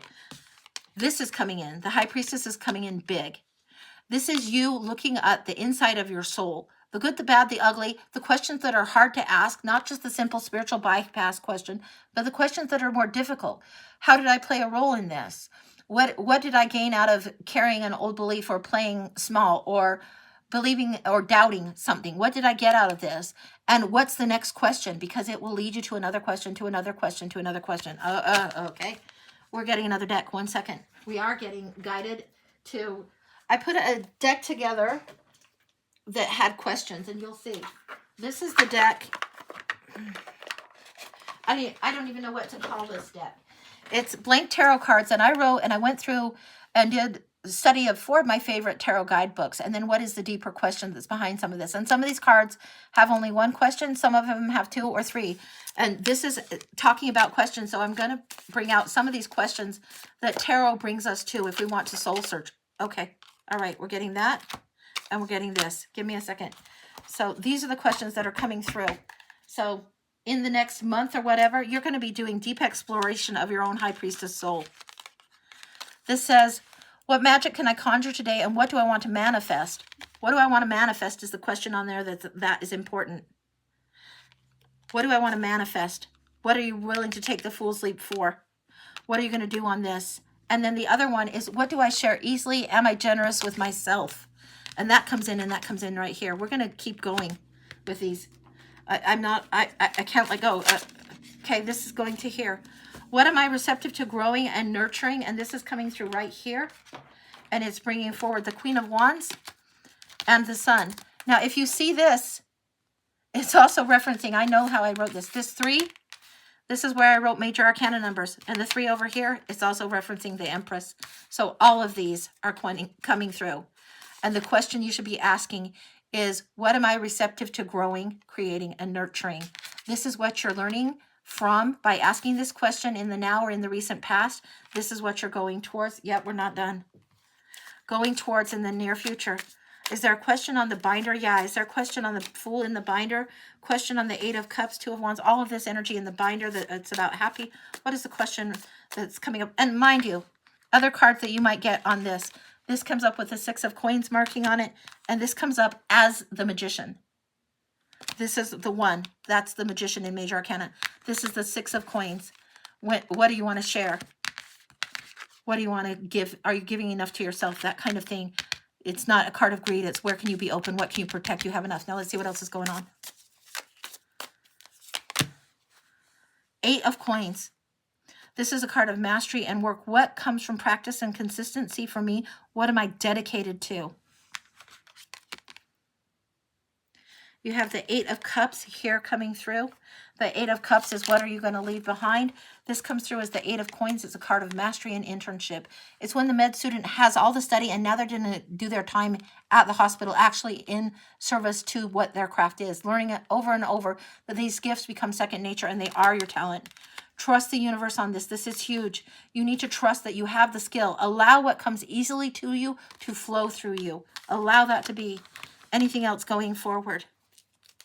This isn't so much. I've covered this. Let's see what else. Final questions and thoughts that you can be asking yourself to help move yourself forward. And is it referencing this sweet spot, the Ace of Coins? Wow. This is the Devil card. What is no longer serving me and what holds me back?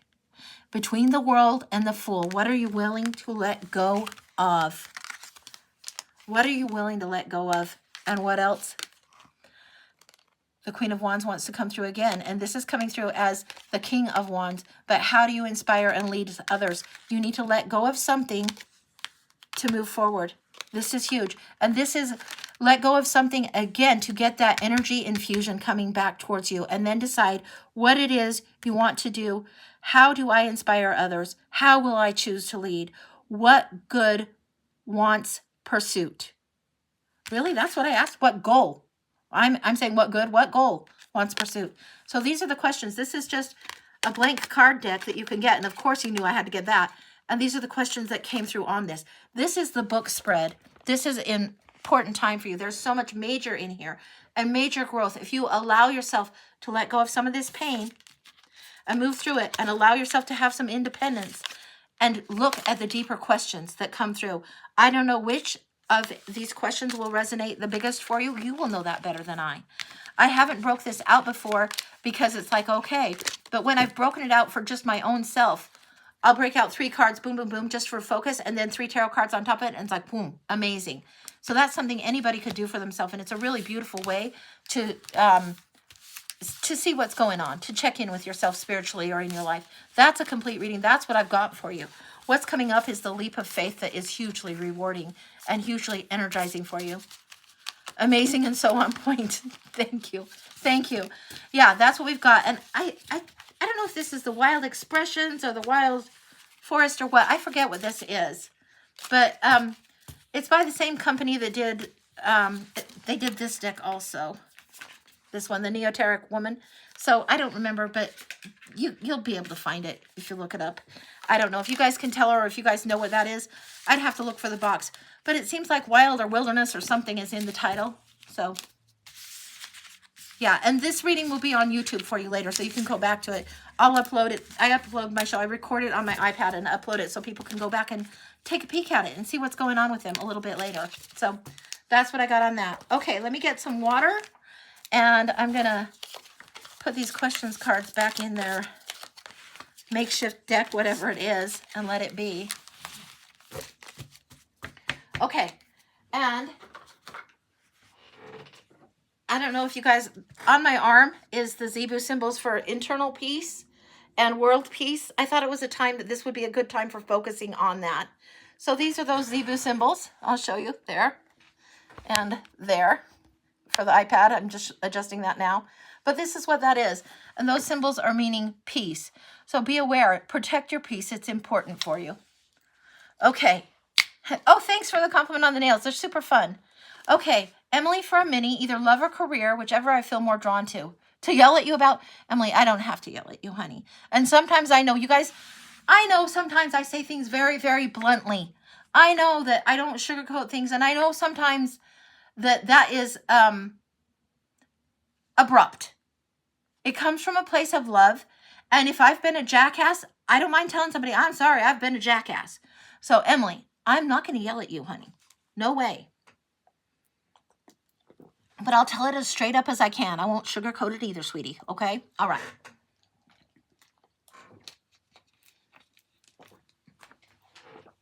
And that's what you love about me. Thank you, Emily. Thank you. Thank you. Okay.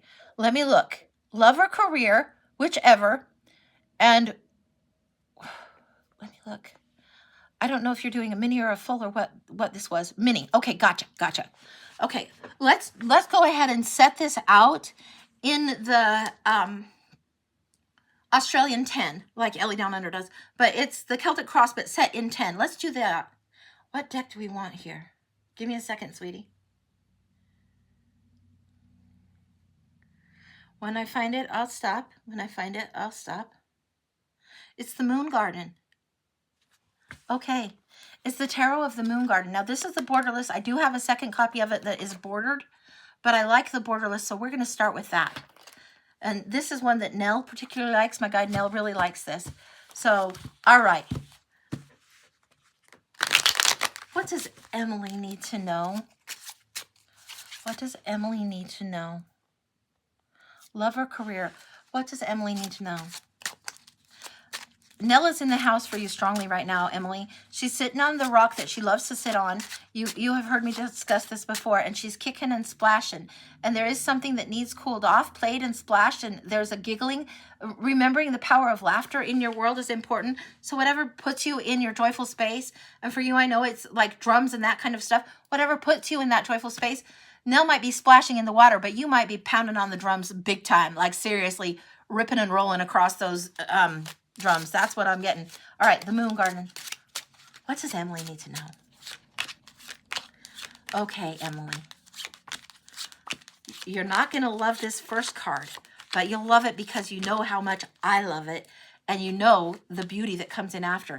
It feels like you've recently experienced what feels like a tower, something that you've built up, and sometimes it's a physical structure or even the physical body that gets a bolt out of the blue, gets a challenge, gets some kind of destruction, something that you built that you thought you had everything going on easy street, all of a sudden, blammo, back to square one. The beauty is that you get to rebuild something completely different. The Seven of Staffs, this is the Seven of Wands. You're learning to navigate these woods more beautifully, and you're going to rebuild something in a different way. This is coming through as physical challenge.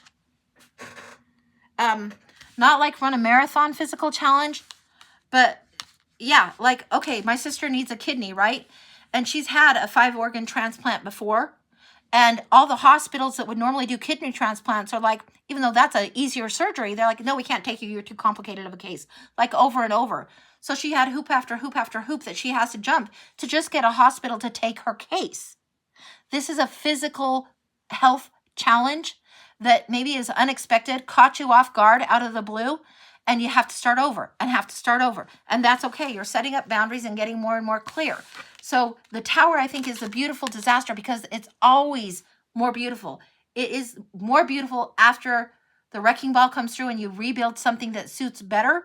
And also, this is the plot twist. This is something where the unexpected bolt out of the blue, the unexpected epiphany or truth of a thing needs acknowledged, and it changes your course. I don't know that it changes your life forever and ever, amen, in a bad way. It's just something that is old, that is off balance, will not stand.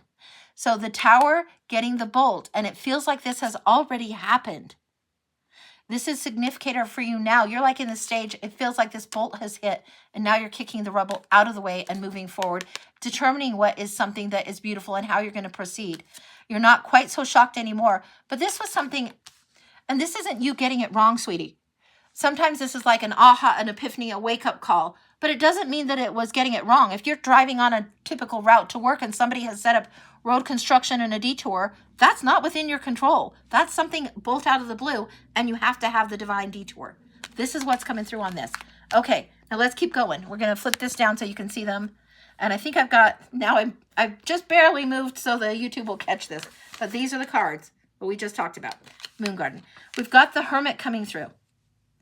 This is in the conscious, and here's the subconscious. This is the dark night of the soul. And look at, you gotta know that I love this. I love the Hermit card because I'm a Virgo. I love that it has the butterfly and showing light on what is the metamorphosis and transformation that comes from this particularly vexing card and challenge. The beauty that comes afterwards. You know, the butterfly thought it, or the caterpillar thought it was the end of the world before it became the butterfly. That kind of thing. Consciously, you know this, and you're starting to take it from the space of knowing in the head to knowing in the heart. This is what's happening here. Subconsciously, the Nine of Pentacles, also a card of independence and beauty in your own garden. And this is where you're sitting pretty. You actually have more going good for you to start over again than what you thought. This one checks out things, sends the bird out to check on things, but is okay to create their own sanctuary, their own safe space, their own place that serves them. Like Nell's Rock, again, she's splashing really big. I've got to flip this up for a minute. She's splashing really big. She wants the other deck. So, okay, we're going. Regarding the Hermit and sitting pretty in the garden. Regarding what's going on consciously and subconsciously. And how do you take this into your heart? This is something that you need to express. You in the position of now is coming through as a communication and speed. It is when she's splashing up a storm with her feet. Or when you might be drumming like hell across the drums. What else does she need to know on this? Okay, that one wants to come through. Okay, got it. Six of Swords and Empress. This is one that the short version is leaving the rough waters for smooth. Now, in this book, they explained it so beautifully. Let me find where it is. It is the Practical Tarot is the name of it. And since I can't find the card fast enough, but I have the book handy, I want to show you this because I was looking at this because I'm always looking at tarot cards, but I was looking at this and I thought it was particularly good. Let me find the book because you'll get it. And it was the Six of Swords that I was looking at just last night and this morning, actually. I was looking at that. This is what it has. And I'm going to show you their image for this. This is what I'm drawn to because this is what you're going to need to think of this as a little bit different take on the Six of Swords. 4, 5, 6. There we go. Okay. This is her. You see, this is the Six of Swords. This is the Six of Swords here in the Moon Garden. But I'm getting directed to this, and I'm also getting the Empress card that came through. This is huge. Why? Because there needs to be a new receptivity to something a little bit different for you. Now, in this book, I'm just going to read it straight, and I don't often do that because I think it's boring, but this is important for you. So I'm reading it. She's sitting alone, floating the boat downstream, and makes no effort to grab the oars to navigate. She's going with the flow, right? Instead, the swords are in the bow of the boat and represent, here, there's the picture, and represent the expectations and advice of others, and they're leading her through a river of transition to what they think is best for her. The questions that are asked about this: are you weighed down by expectations of others? Accept the nudge from the universe to grab the oars and steer your ship. This is your journey, not someone else's. Maybe you're transitioning out of a difficult situation, leaving the difficult waters. Now look about how you see, I'm showing it to the iPad now so you can see the swords in the front of the boat. And to you guys on the TikTok, this is where you're seeing it in the front of the boat.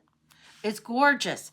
And it says, remember that you get to choose to accept the advice of others. Always trust your higher self over me or any other tarot reader. Trust your higher self and your intuition. This is huge for you. And take up your oars and determine your own course. And for journaling and meditation, it says, are you feeling adrift? Have you given out someone's opinions or expectations too much influence? So this is talking about, and for me, what came through when I saw this and I read this, and you can see again, the swords are weighing heavy on the boat here. It's leaving some of that baggage. In some versions of the Six of Swords, we see them looking like a guide, and they're all outside of the boat, or they're just a few in the boat.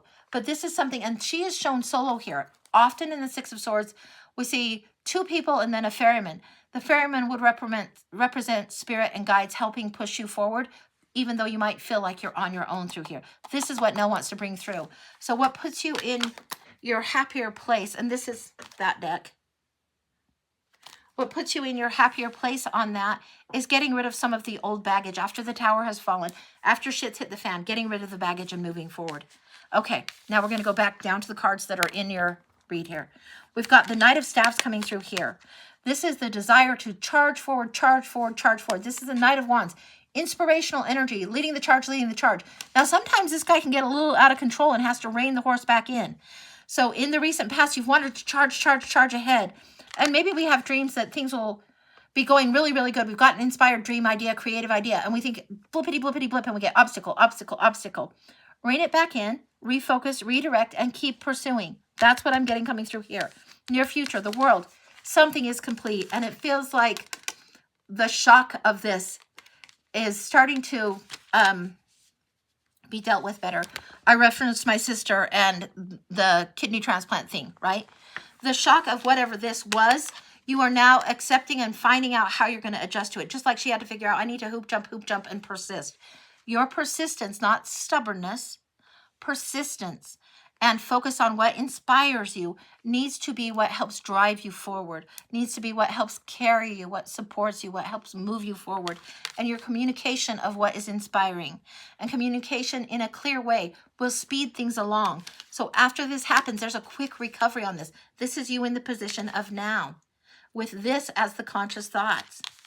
The outside influence regarding this, what's affecting it, the other factors, the Three of Pentacles. This is harmonic. This is cooperation. This is teamwork. This is unity. This is collaboration, working together. This is huge, huge for you. So this Nine of Pentacles, you take the time to evaluate what you want. You're sitting pretty and independent, but also it makes you better at working with others in a cooperative thing and honoring your skill or what inspires you. It's typically depicted by the guy putting in the stained glass window at the church and the priest and the money man in the back who have commissioned whatever it is. So whatever this skill is, this is honoring this and benefactor around this when you follow inspiration and line things up. And it doesn't mean that it all happens overnight, but this does indicate that the recovery from this tower moment is going to be quite good. The Seven of Staffs indicates you need to hold your boundaries to be able to do this. Now, going ahead here with the Page of Pentacles, this is you honoring your gift and offering it and bringing it forward. And this is you moving it forward in such a good and strong and beautiful way that you really know and reverence the talent and the gift that you want to bring forward. And this is something you've studied. This is the student. And now you're seeing the big reward, the big gift. Okay. That's the outside hopes and fears. And there might be a little bit of insecurity about that. That's okay. You still get to see your big gift and you still get to decide who and when you offer it. Okay. Six of Pentacles. This is the card when you share, you get more, and a card of generosity. You're going to have to figure out what you want to share and how you want to share this. And this is a good thing. It's if you share, you get more. Instead of feeling like, oh, I'm the poor beggar. Will I ever get enough? Will I ever have enough? No, no, no, no, no. The other person on that card is the one that has the abundance to share. And it's all through here that you have the abundance to share. So anything that would be like a poor me or a boohoo, a wow wow type of card, you've been through most of that. And when you go there, you don't go there and linger there anymore. You don't go there and stay there. You move forward and realize, okay, this is where gratitude plays in. This is where I recenter, refocus, recall myself back and overcome the next obstacle. Okay, anything else for clarification? The Empress is just so abundantly here. The Six of Swords is so abundantly here. Anything else regarding the Six of Pentacles? This charity. And sometimes this is literally, sometimes people are giving you something and you're ready to receive, but it's because you have enough to share and you know it. Seven of Pentacles. Now the harvest comes in, the fruits of labors comes in. So the when you share, you get more, and then the fruit comes in. Not everything comes in at the same time, and it might not come in as big or what you think it was supposed to be, but it's coming in nevertheless. That's what I've got for you. This is the Tarot of the Moon Garden. That was gorgeous, gorgeous reading. And the other deck I referenced was called the Practical Tarot, and it looks like this on the back. Here's some of the cards, and look at this. Gorgeous, gorgeous, gorgeous. So that's what I've got for you, honey. That's complete. Wow. Beautiful, beautiful, beautiful. I love that for you. All right, let me gather these up. But that's what's going on. Okay. You are so welcome, sweetie. See, and I didn't yell too much. Nah, nah, nah. But yeah, it's like the tower happens to us all. We all get these tower moments. We all get to have some of the same universal human lessons coming through. Show my commercial? You betcha, Kim. You betcha. Here's my commercial. This is what I'm doing, guys. This is what I've been doing for the last couple of years. This is the prices. They haven't changed. $20 for the Blind Oracle and $30 for the year ahead. You don't ask a question on those. You just get what you get, and whatever comes through, comes through. And so I go to Oracle decks for this one, and it might be 1 or 2 or 3, or today was even 6. And I don't know how many cards. It used to be 7 cards, but I do get nosy, so I go in and I look and I look. The year ahead is 2 in the middle. It's usually you and the crossing card or what your challenge will be. All the months, all the way around, all 12 cards, and then clarifiers as they come. If you want to get a mini, which is what Emily just got, that's usually 7 to 10 cards, but I get nosy. You just saw me do that. I got nosier and wanted more and wanted more. So I'm going to get nosy on those. I'm going to go where the nudge leads me, and it's going to come out, and whatever is coming through, it doesn't have to make sense to me. It's going to make sense to you. The full is like the book spread that you might have seen. There's 9 here and 9 here and 5 in the middle and 3 across the top and 3 across the top. So it's usually 15 to 20 cards. These are estimates. This isn't like I'm counting cards. No, I don't have time for that. I'm going to get as nosy as it takes me to get. If I get a reference to a different cards, or when I got reference to go pull those cards that have questions, and yeah, that's going to happen. And you can pay me through Venmo, Cash App, and PayPal. It's at A Feisty Butterfly. Cash App is $THE, the Feisty Butterfly. The E comes before the I, and I always misspell it. And then afeistybutterfly@gmail for PayPal. My specialty reads, I do specialty spreads that you won't see other people doing, but my specialty reads are crystal ball, bones, and past life. And that's where I incorporate the crystal ball with the cards, the bones with the cards, or do a past life reading with the cards and go through that. And those are $50. So I think that's the whole rigmarole. so I think I covered it. So, whoa, boy, howdy. Okay, let me get a little bit of water, and I'm going to clear these cards and get another tray if I can. 1 second. This is where I put the cards that I've used. Then I have to clean up my mess later, but let me get these ones that have been here moved for now. And this tray here. And why I was doing the commercials, in case you wanted. Tarot classes, this is $99. A Feisty Butterfly. Angie does classes.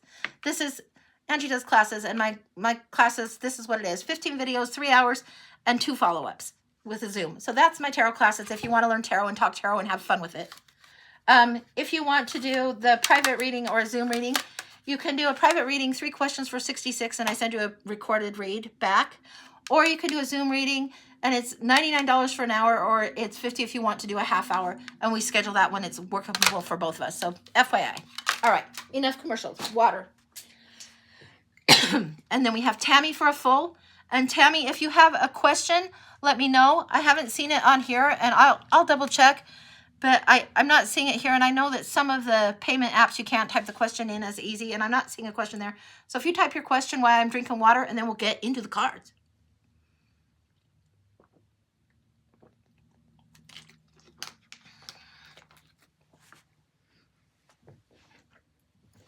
Okay. Woo-woo. Oh, thanks, Emily. Angie is 10 out of 10 every time. Thank you, honey. Thank you, thank you, thank you. That is very sweet. Okay, we're going to go to Tami's in just a second. And Tami, if you just want a general or whatever, let me know on that too. All right. A little bit more water, I think, is in order for me.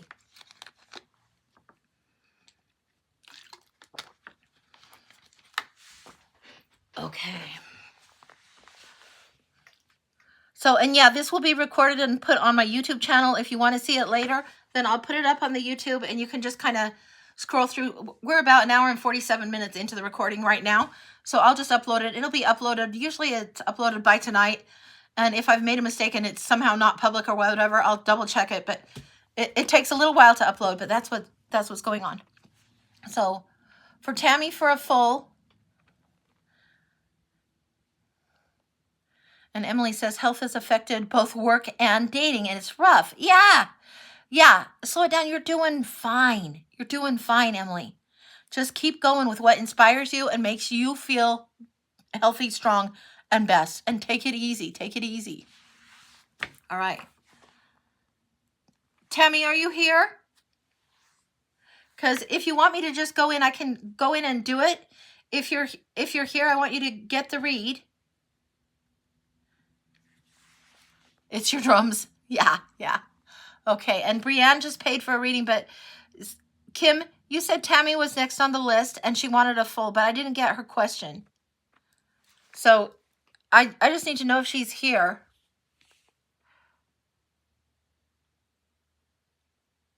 and then we'll go to Brianne's next. So if I don't hear from Tami, what I'll do is go to Brianne's and then come back to Tammy's if I don't hear from her. But I want to give her a chance because it's for full, and that's who was next. I'm trying to go in order. And Carol Ann is on the list. Okay. So I'm not seeing Tami here. So I will see if I can send her a message or whatever if I'm not seeing that.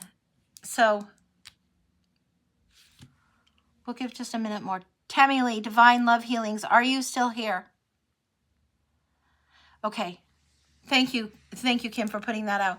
If not, we'll go to Brianne's next and then Carol Ann's. I think that's the order of the list. If you guys told Kim, she keeps my head on straight. And I don't always see what's flashing through on the iPads or whatever. So, all right, a little bit of water. Kim, will you let me know who's next? I think Tami, like if people get interruptions or they need to go somewhere or whatever, I can do your read and record it later or refund you, or we can just do it on the next live. So Carol Ann is next for a blind. Thank you. And then Brianne. Okay. All right. Thank you. Thank you, Kim.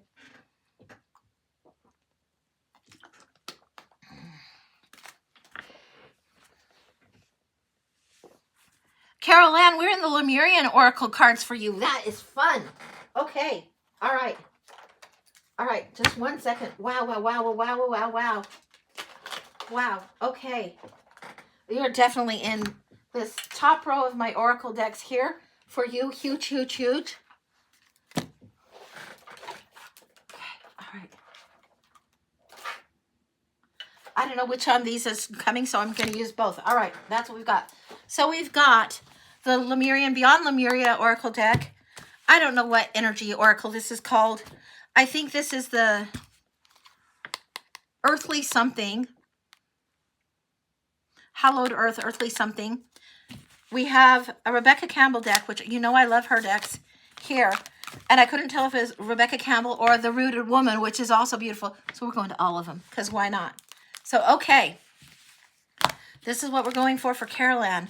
What does she need to know from these decks? And the order that I pulled them in is the order that I will read from. So let's see what's going on. It used to just be like a 7-card blind oracle, but there's... whatever it is coming through. So, okay, we'll see.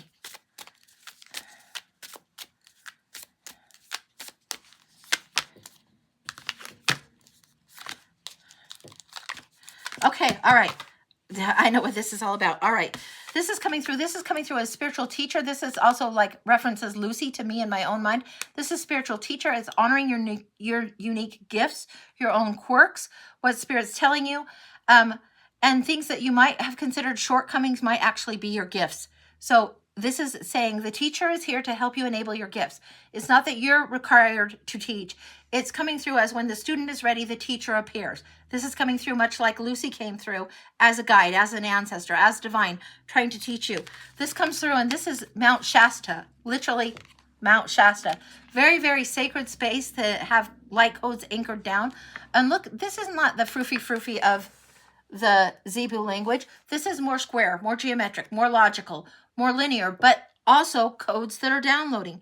There is something that needs to be about logic and sensibility coming through. It needs to make sense to you. It needs to be, I'm getting the words call and response, question and action, question and answer, action and consequence. So it needs A to B. This is how you learn best. And when you start looking for how is cause and effect happening, what is the logic that's here? That's helpful for you, but don't let the logic get in your way. Open your heart to look through a different lens as well, okay? And then this is also saying, this card is about origins, and it has the seed crystal of the deck on this. That's what you're supposed to be paying attention to. It says, look more deeply into your ancestry and your lineage, and connecting with your ancestors might be important to you right now. It is my belief that our ancestors are always trying to help us, always trying to help us guide. They sometimes, if you think about a bowling analogy, they're putting up the guardrails so we can like learn how to bowl and keep it from going in the gutters, that kind of things. This is what our ancestors are helping do us. They aren't going to override our choices, but they might nudge us and nudge us and nudge us. And this is what it feels like. The downloads and the truth is opening up, and the nudges are coming from the other side. Now this one's called Aether or Ether. And it says the seamless unspeakable. This is spirit, connection, the field, the energetic field that we are in, our own biofield, and the field all around us, the interconnectedness, and where we hold space for ourselves and for others. This is saying from here, you can choose to go where you want to go. And what is perceived as endless nothingness, if you look out in the vast sky of space and feel like this big, you also feel connected to. You also know what a freaking miracle it is that you're here on Earth School during this time at all.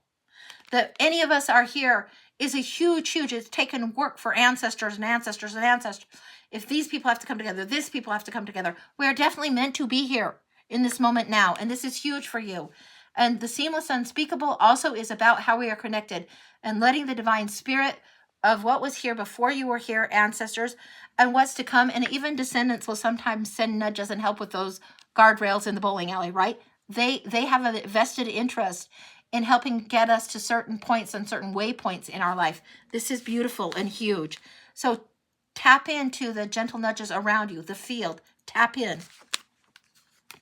And then home. This is beautiful. This says, on our way home to oneness, the truest part of our infinite selves is to know ourselves beyond the socialized matrix of the mind-constructed reality. When all sense of flighty survival drops away, a deep sigh radiates from a safe space within where you can ground your dreams into realities. This is going to that heart space and opening it up and knowing the value and knowing your worth. This is the Beyond Lemuria cards. This is what the ancestors and the Lemurian influence would like to bring forward. Now let's see what else is coming forward for you. I'm going to put these two over here. Put those over there. And let's see this. Now this is just a more of an energy oracle, spiritual oracle type of, I don't know how to describe it. And I don't remember the name of this. Gratitude. This, we only need the one card from here. This is what you are very, very good at. And it says, fill me with gratitude for all you give. And this is like showing the goddess here. And this is showing lotus and abundance around here. It's connecting with Isis and actually Hathor is what I'm getting. Isis and Hathor are finding joy through music, finding joy in the expression of a thing, finding joy in letting the lotus bloom after being in the mud for a long time, and open and open and open. This is Lotus Queen energy coming through all day because you know the gift of the present moment. And this is huge for you. All right, Earthly Shadows or something like that deck here. What else? This one wants to come through a little bit stronger. I think I've got 3 cards coming through here, so we'll see what's going on. Okay, you got to be kidding me. All right. I'm getting serenity, manifest, and gratitude. Serenity, you understanding your own soul's growth, being ready to receive, and being at peace with something. Not stuck in the past, but very firmly in the present. Manifesting, being aware of your thought patterns, being aware of what the gifts are around you and what you want to manifest. And what you focus on, you draw more of. And you're going to see evidence is what I'm getting. When you're showing gratitude and appreciation for something, the universe sends more of it your way because you're focusing on it. And this is how we manifest. Like in the tarot, this would be Magician. And what are we getting here? Look at this again. This is gratitude. And look at this. It's gorgeous, gorgeous energy. It's green heart chakra energy. I'm getting the sense that this feels like 2 birds on the wire. Now, 2 birds on the tree, 2 birds on the branch, 2 friends together. This is spirit, the divine spirit coming through here with white. This guides all of that, ancestors. And you, right here. That's what I'm getting. You're here, and this white would lead me to buy or believe or feel what I am getting on this. This is a guide. Again, I'm getting Lucy's popping up and waving, and Lucy doesn't generally wave, but she's waving. This is really, really, so many people are grateful for you in their world that you don't even know. And there's a softening that's happened that you are ready to learn something a little bit differently. That maybe somebody would have said, hey, check out this book. It's the most excellent book. Maybe it's Wayne Dyer book, or maybe it's Sacred Contracts or whatever it is. That's something that my daughter has recently discovered that I won't loan that book out. I love that book. And then she sometimes will remind me, hey, did you remember this part? So there is something that there is a lesson ready now. There's been a softening, a new awareness, a new epiphany, a new opening. The student is ready. The teacher is here because of your space holding gratitude and your appreciation of others, and also their appreciation of you. There is a readiness, a receptiveness coming through on this. All right. We're going to the Rebecca Campbell deck, and I think this is a Healing Waters deck. The other one I think was the Ancient Stones. So let's see what's coming through on the Campbell deck. Losing your grip. coping mechanisms, density addiction, letting God in. This is like you have taken this. It's not even just the fool's leap of faith, but it's allowing the free fall experience, allowing the free fall and trusting it. This is a letting go, a surrender. This is a beautiful thing. It's a letting go and surrendering to what's coming through for you. Now, this one wants to come through too. Cracked open, of course. Cracked open. The codes come down because you're ready to receive. You surrender to whatever the wisdom is coming through, and you are aware and receptive, and you are cracked open, and your heart is open, and you're ready for this now. This is huge. Something that is mirrored to you, something that is divine in you, something that is bigger than just the human experience. Here you see the woman cracked in half, but look at the divinity and how much light is coming through from her. How much she is ready to receive light, share light, and stand in light, anchoring it in. Shasta is a place that anchors in light codes, that is a sacred space, like Sedona. There are certain ley lines, vortexes, and certain geographical places that have a very sacred energy where people can receive divine guidance. This is gorgeous energy here. This is huge, huge, huge. Readiness and receptivity. Your antenna is tuned sharply right now. And then Earth School. What have we been talking about the whole time here? Earth School, life lessons, soul growth, study, higher learning. You are so ready.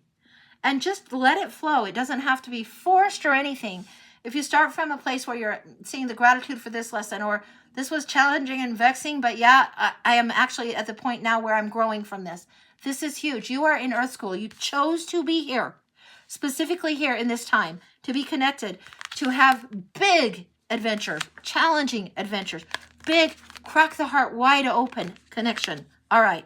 Rooted Woman comes next for you. So let's see what else is next. Let's put these here. Let's see if I can get, I don't know if I've got those. I'm trying to show these in the shot for the YouTube, but my angle on my iPad has been mangled, and so I'm going to show them to you, and then I'll show them to the iPad. The Rooted Woman coming through. Let's see what's going through here. Wow. Okay, I'm going to have to do this a little bit one at a time because I'm getting a pause for a minute and a reference to here. Loosen your grip, let go of control. This is the free falling one, right? And we talked about crack open. And then this is the descent. Earth School. It's not an accident that you chose to incarnate here in this time. It's not the only time you've been here. And this is loosening your grip on past experiences of pain and really ready to learn something new. The descent. If you walk into, and there is a meditation that I love, and what is it called? I think it's called the Shaman's Dream, and it has you walk down these stairs, and it takes you onto this own guided meditation thing, and it's very, very got the shamanic drumming in there, and there is so much wisdom that comes from going to wherever your space is. That might be it for you, it might not, but if you go down the stairs into your own subconscious, if you surrender and loosen your grip on what you think it needs to be, and allow what needs to come through, cracked open. While you're in Earth School, as the student, you're learning big, big, big, big. And this is what's going to ground you. The gratitude helps you be grounded. The surrender and the willingness to receive what comes through is different than what it was 5-10 years ago. Hugely different. You are like, sometimes in life, unfair things happen or different things happen. It's like, it really sucks, that's unfair. And we almost go to a victim mindset. You haven't done that in years and years. You're going more and more accountable, more and more open than you have been. When we're young and we're still first learning and life isn't fair and we expect it to be fair, we get kind of mad and irritated with things. And sometimes we realize, okay, now what? What's next? And what do I want to gain from this? And it feels like this is part of it. This is part of you really recognizing 111 just flashed through. 111 just flashed through. That came through before on the numerology cards, and the affirmation was, I am creative, just letting you know. That just flashed through. You are creating your own path by being receptive. You are open to this now. The Rooted Woman. One more card. Okay, this one wants to come through. The Cairn. It says, I'm kidding you not. I mean, I'm going to show it here so you can see it. The portal to mystery. This is what you're opening up. Hugely, hugely, hugely. This is all through here. Every card of this reading has this. You are ready for more and more mystery to unfold, to tune into your own heart and what is part of your purpose, and feeling more of this and feeling more invigorated, feeling more connected, feeling more at home, all of this, all of this. This is what's come through from you. It is a beautiful space to be in. You are going to learn quickly. And the epiphanies are going to be like, aha, it's going to make sense. Some of the pain in the ass lessons that have just been like, they're going to make sense more and more. It's like, instead of struggling, you figured you don't have to paddle so quick. You're just going to be in flow and open and receptive. I love that for you. That's complete. That's absolutely gorgeous. You're in Earth School, baby, and you're doing real, real well. All right, that's complete. Absolutely a stunner of a read.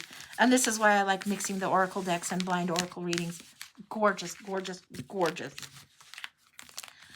Gorgeous, gorgeous. Good luck in whatever it is you're learning. You're going to learn it faster than what you thought. Okay, Breathe for a Full is next. So let's see what's going on with that. Let me get a little bit of water. And then, Bree, if you have a specific question, I see your payment, but I don't see a specific question. If you want to type up a question, then great. Otherwise, I'll go general. But let me get a little water, and then we'll go in it, and I'll find your cards, okay?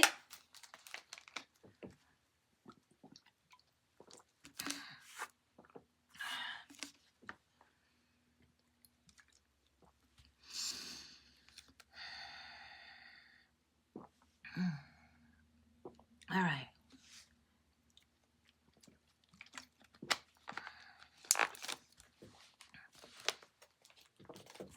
Breathe for a Full.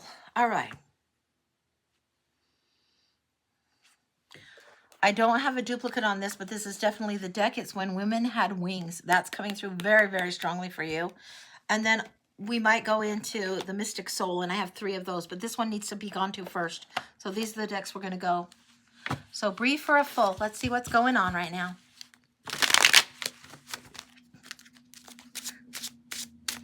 I want a line of 3, not 5, 3. And then Anchor Factor as the 4th card, and then we're going to go into the others. That's what I'm doing. So this is a little bit different than some of the other readings that I do as full, but this is what it needs to be, so that's what I'm following. Let's give this a shuffle. Breathe for a Full. When Women Had Wings. And the gilding on this is just gorgeous. This is a gorgeous deck.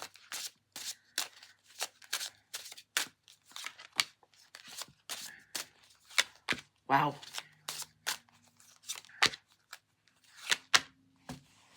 Okay, so what we're getting here in these 3, flipping it down so you can see.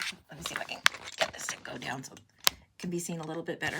Okay, so what we've got is the Moon, the Fool, and the Knight of Swords, and then the Bringing It Together card is the Empress before we go into the next. This is very huge. This is Major Arcana right here, and the Knight of Swords is unflinching truth, integrity, and a little bit of restlessness. But what's coming through? This is intuition coming through after facing fears. You're at the gates of fear when the Moon card comes in, and balancing the domestic and the wild, and looking deep into the water and emerging from the murkiness, from the primordial ooze, right? We saw that earlier in a reading as the crayfish and lobster coming through in a charms reading. This is coming up from what has submerged and been submerged in the depths, and letting what maybe was deceptive before be more in tune, because you're trusting your intuition more. This is what's coming through here. The Fool, a leap of faith, a new start. We've talked about the Fool a lot. This is ready for a new beginning of a new cycle. And this is what's coming through. Cycle, cycle, cycle, cycle. New cycle of truth and absolute integrity. Absolute integrity coming through for you. You have to honor what is true to you. You cannot squeeze, compromise, accommodate in a way that doesn't honor your truth. You cannot sacrifice and play the game of 1,000 cuts just to please or placate. You cannot do it. The Knight of Swords charges into the battle and carries the sword of truth. This is what's coming through. The Empress comes through huge. This is readiness, receptivity, a new project, new cycle, and abundance coming through. Prolific abundance coming through. This is much fertility, receptivity, abundance, project, inspiration, receptivity, and growth, like crazy, growth out the wazoo. Okay, so we're going to move these 3 that this ties all of this together, this season of growth that you're in. We're going to move those to the side, and we're going to get the Mystic Soul now. What else does Bree need to know? Wow, okay. All right. Well, I'm getting scattershot. So this isn't going to be like a formal spread. This is scattershot. So what I'm needing to do is just let the cards go. There's one of my reads that is kind of like the tilde sign. It's like a swoosh, and that's the closest to the formation of the shape that my spread would be, but it's even more chaotic. It's allowing the chaos to be around you, but you in straight up integrity with self is huge for you. It's the huge part of your learning right now. So scattershot. Okay. Wow, that packet comes out, and that's the start. 9 of Wands. Okay, I'm going to aim this down so you can see how this came out and how this came out. And it doesn't have to be any particular order. It will come through correctly, regardless of the chaos that it lands in. It's not a formalized spread. It's not structured. There needs to be a little bit more wildness, wild spirit, free spirit energy coming through, and set the burden down. And don't be over defensive. This is a 9 of Wands with a heavy, almost like a 10th one wants to come in. If you can be having your guardrails set up, but not confined and imprisoned by these guardrails, not held back, but actually resilient, this is the gift for yourself. This is what opens things up. All right, we're going to the packet. Bam. 6 of Pentacles, giving and receiving and sharing. 8 of Pentacles, knowing what comes second nature to you. Honor it, honor it, honor it, and the star coming through. This is a complete through here. These 3 are the complete through here. Honor what it is that you know how to do that comes second nature. Give and receive. Share, you get more. The universe is trying to give you something in abundance. And you have talent out the wazoo. Creativity out the wazoo. The star, time to pursue your dream. Pursue your true north. All right? The judgment is to thine own self be true. The Knight of Swords says, carry the truth and integrity. This says, don't abandon your dreams. Don't abandon things. Don't give up. Have hope and invest in your dreams. Invest your energy and your belief that, yes, you can manifest your dreams. Huge. Okay, these come through next as a trio. Wow, 8 of Wands. A quick happening, a quick change, quick messages, quick communications coming through. 5 of Swords is get off the battlefield. It is definitely not, you need to be expert at the lesson. It is the people in the background here. Let me see if I can point them out. Right there. Get off the battlefield. Do not play the right fight anymore. Change your perspective. Get your ego out of the way. Chuck it out of the way. You don't need to be stubbornly invested in it because that creates the burden itself. Change your perspective on what it is you want to achieve. And if it is you want peace, protect your peace and walk away. Create new messages to be sent. There will be much coming at you. You also need to carry your message again. Carry it truthfully through, right? Okay. 3 of Pentacles. Working in harmony as a team with what is the spiritual benefactor, what is the earthly grounded place that you need to be, and developing your own gift, your own skill, and your own talent, and bringing forward what is it that comes second nature. This is teamwork. This is harmony, working together. And this is you collaborating and having a benefactor, again, the universe giving to you, like the person that pays for the stained glass window to go in the church on this card. This is you being in teamwork with spirit to move forward for your own soul's growth. Okay, next few cards. Scattershot, scattershot. Holy smokely, holy smokely. Okay. All right. Next part of this is right here. Hopefully you can see it. We got the 8 of Cups. Walking away from what is unfulfilling. Do not abandon yourself. Abandon what is unfulfilling. Let what is unfulfilling go. Walk your own divine path. This is the mini of the Hermit coming through. The 8 of Swords. You do not need to have yourself penned in, fenced in by just stubbornly being dug into one particular thing or by limiting beliefs taking over your mind. That is not how it's supposed to go. You can get out of these doubts when you look at them more closely. When you look at what is the truth that underlies this? What is the truth that you need to carry forward? And how did it pay to honor self-doubt or a place of defending an entrapment? What held you hostage? What held you stuck? It doesn't have to continue in that way anymore, okay? This is the sword of truth, the new truth being offered, and you're grabbing it firmly. You're carrying it forward like really, really crazy, and it's bringing momentum in a good way. Really crazy good. You're honoring self. You're questing for the grail for yourself. You understand what is the ideal that you want to go for and go after and pursue. And you understand that this is the spiritual and romantic ideal, but this is what it matters to you. And you need to be the hero riding your own horse. This isn't be overly emotional and expecting somebody else to come upon the Romeo aspect. No, no. This is the knight that has hope, that follows the dream of the star. This is what's going on. Spiritual growth and something blooming from it. It's not an empty chalice here coming through. We're going to get a second deck. Same deck, second deck, different edges, right? Different ink on the edges.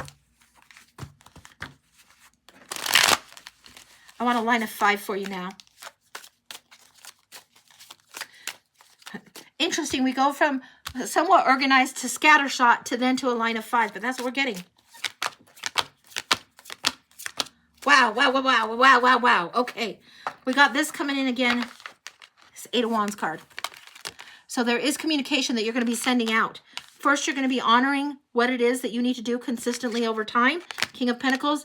This is support, support, support. We have the teamwork card, all of that. We have boundaries that are clear but not overly defensive. Straddling 2 worlds. This is a stretch for you. This is something where you have to figure out how you're going to land this. You can't just fall on these wands. You have to take a leap of faith and figure out how you straddle those 2 worlds. Having your wish come true. You have the star in this reading and the wish card. Focus on what it is you want to manifest and bring forward. This is the wish card. Having fulfillment and contentment finally coming your way. Page of Pentacles. Offering your gift. Being the student. Understanding and recognizing your own big gift. Your own talent. What it is you want to bring forward in the world. And then offering that. And then sending messages on that. Bringing that forward. Bringing that forward. Anything else as a clarifier here? Stand in your power. Communicate well. Be excited to explore. This is huge excitement for you. This is like you're ready to send new messages out. You're ready to communicate in a different way, in a more honest, more truthful way, and not from a place of lack of fulfillment, but from a place of standing in your own power. That's huge. That's complete. That's what I've got for you.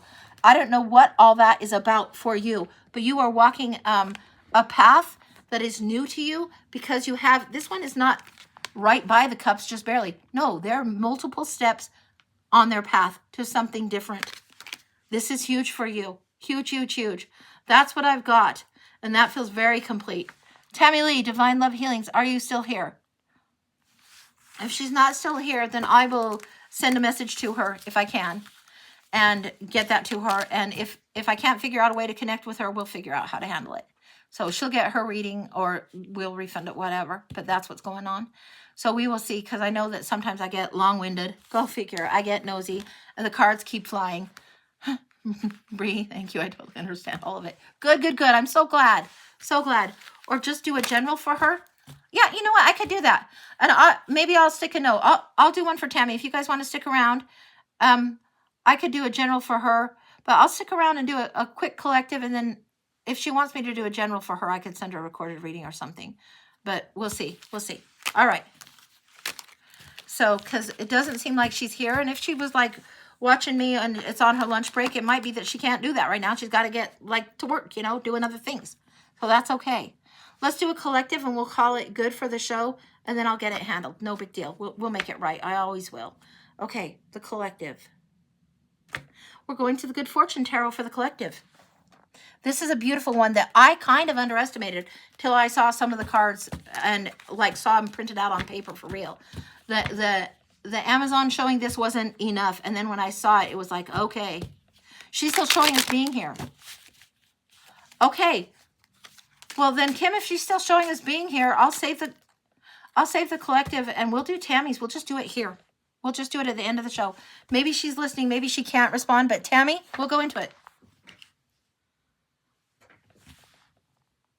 We're going into the Big Sister cards for Tami. Switches. Big Sister. Is that what it's called? I think it is. The Big Sister cards. Maybe it's Little Sister cards. I don't know. It's the Sister Tarot. I think it's either Little Sister, Big Sister Tarot. We're going to see what's going on for Tami. For a general. And Kim, did you say it was a full for her? Let me look and see if I can pull up. Because I saw... Oh, a full. Okay. All right. Tami, if you're at work, Thank you for your patience. We've shouted for you and tried to call for you. We're going to give you the read and let it come through. This is Little Sister Tarot for Tammy. Let's see what we got for Tammy coming through.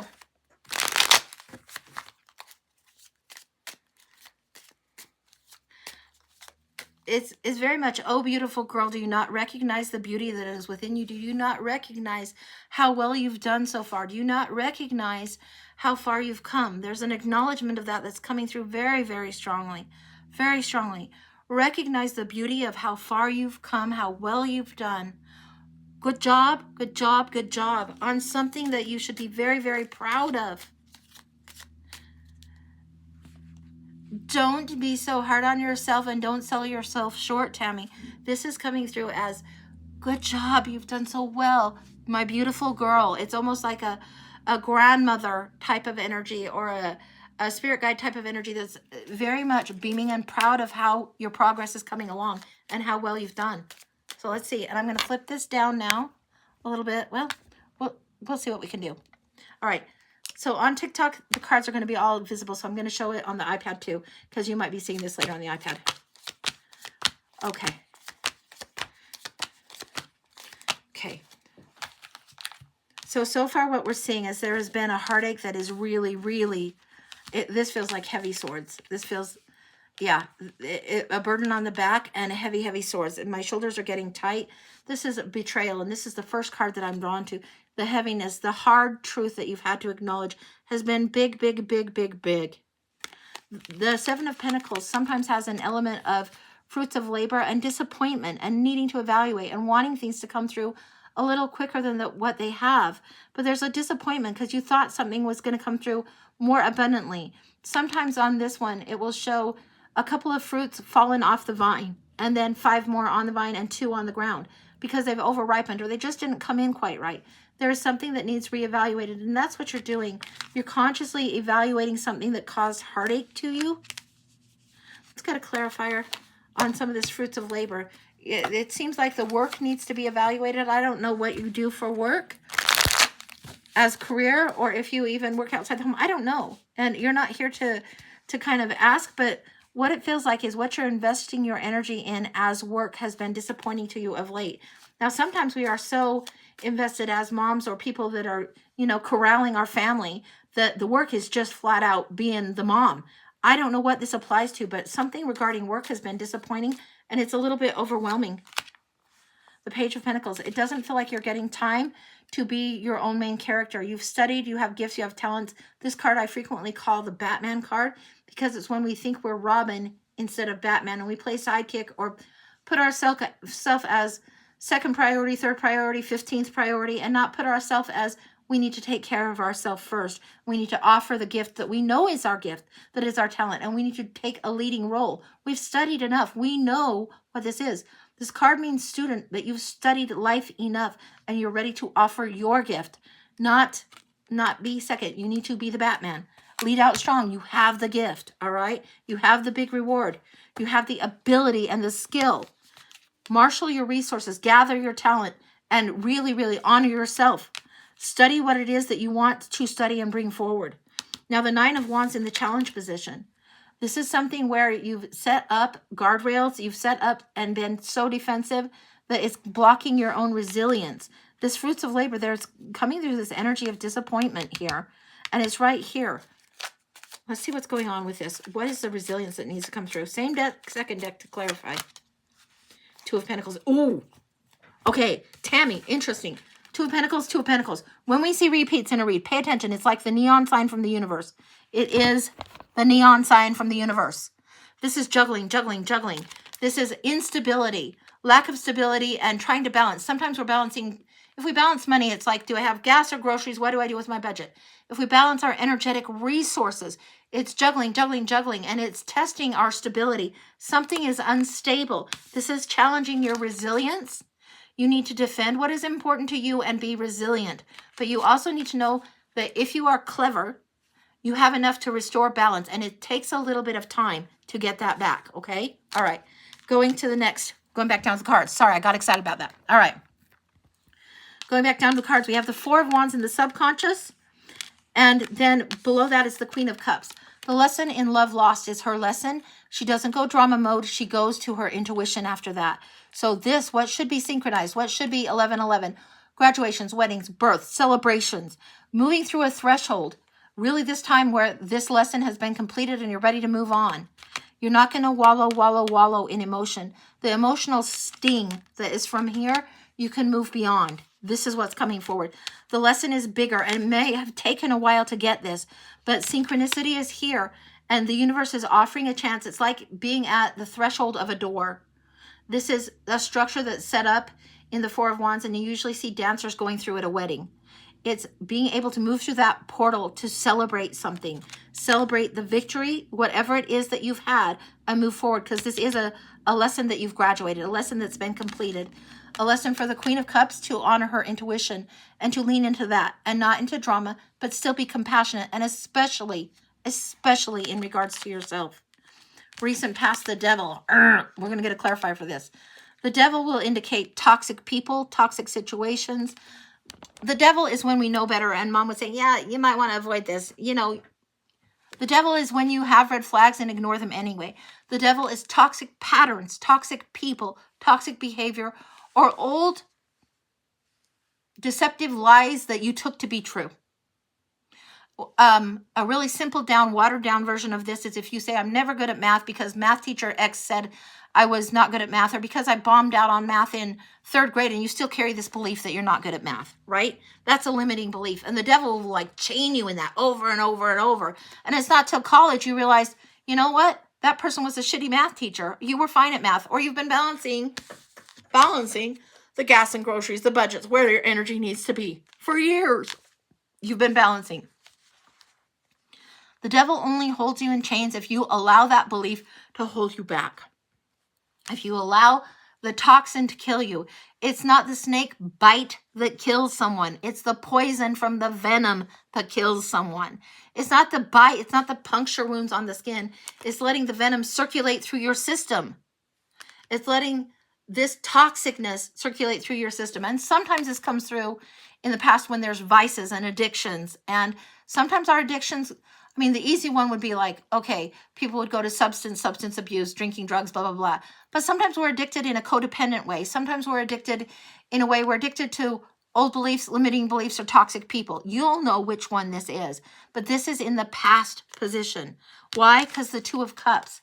This below, the hopes and fears, and what this is echoing and kind of helping you remember is that there needs to be an equal offering. There needs to be a perfect fit. And if somebody isn't the perfect fit and you're offering more of your soul or shrinking your soul to be in their presence, then it's not good. That's a toxic fit. And what the hopes and fear is regarding the perfect partnering. And part of that is us learning to partner with our divine self and our higher self as we go forward. Now, coming up ahead, woo, woo, woo. We're going to get clarity on the devil and on this one. Coming ahead, Sneaky Pete the Thief. Now, these, some people will be like, oh, those are negative cards. No, they are not. They are big fucking lessons, but they are not negative cards. The devil will remind you what you need to break free and liberate yourself from. The devil comes through when you need to break free. The Seven of Swords comes through when you need to cover your ass. Seven of Swords comes through when Sneaky Pete goes to the camp, and typically it's depicted in Rider-Waite. He's taking 5 swords and leaving 2 behind, and there's campers way back in the background, and he's taking all the swords so they can't battle. So he's seen as the thief. And he's taking it and he's out of there like, haha, I'm out of here. He's living to fight another day. Sometimes this is what we must do to take the truths that we want to carry and leave the shit truths that aren't true anymore behind. Cover your ass. This is when you are being asked to protect your priorities. Now let's see what we can get to clarify this. Because this is important. With the devil in the past and Sneaky Pete the Thief, or the CYA card coming up, you need some clarity on this. Let's see what's going on. King of Pentacles. How is security and loyalty getting in your way and challenging you? Because the King of Pentacles represents the masculine influence.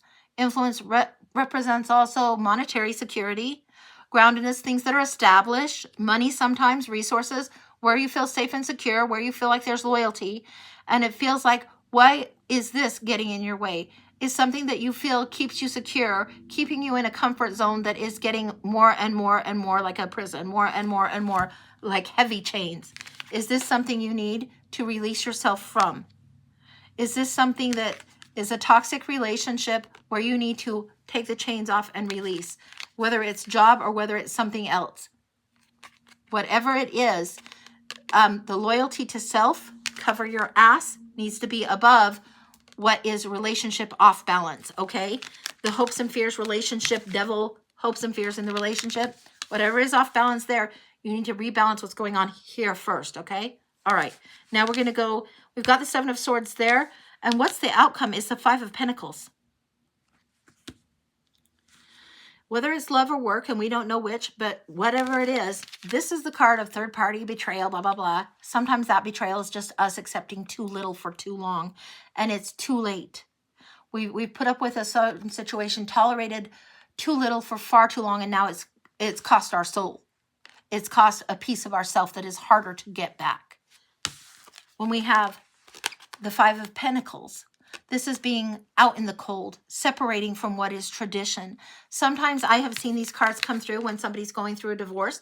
I'm not saying you have to do that. You trust your own highest intuition, not your feelings and not what you want, but your higher self. You trust your higher self over me or anybody.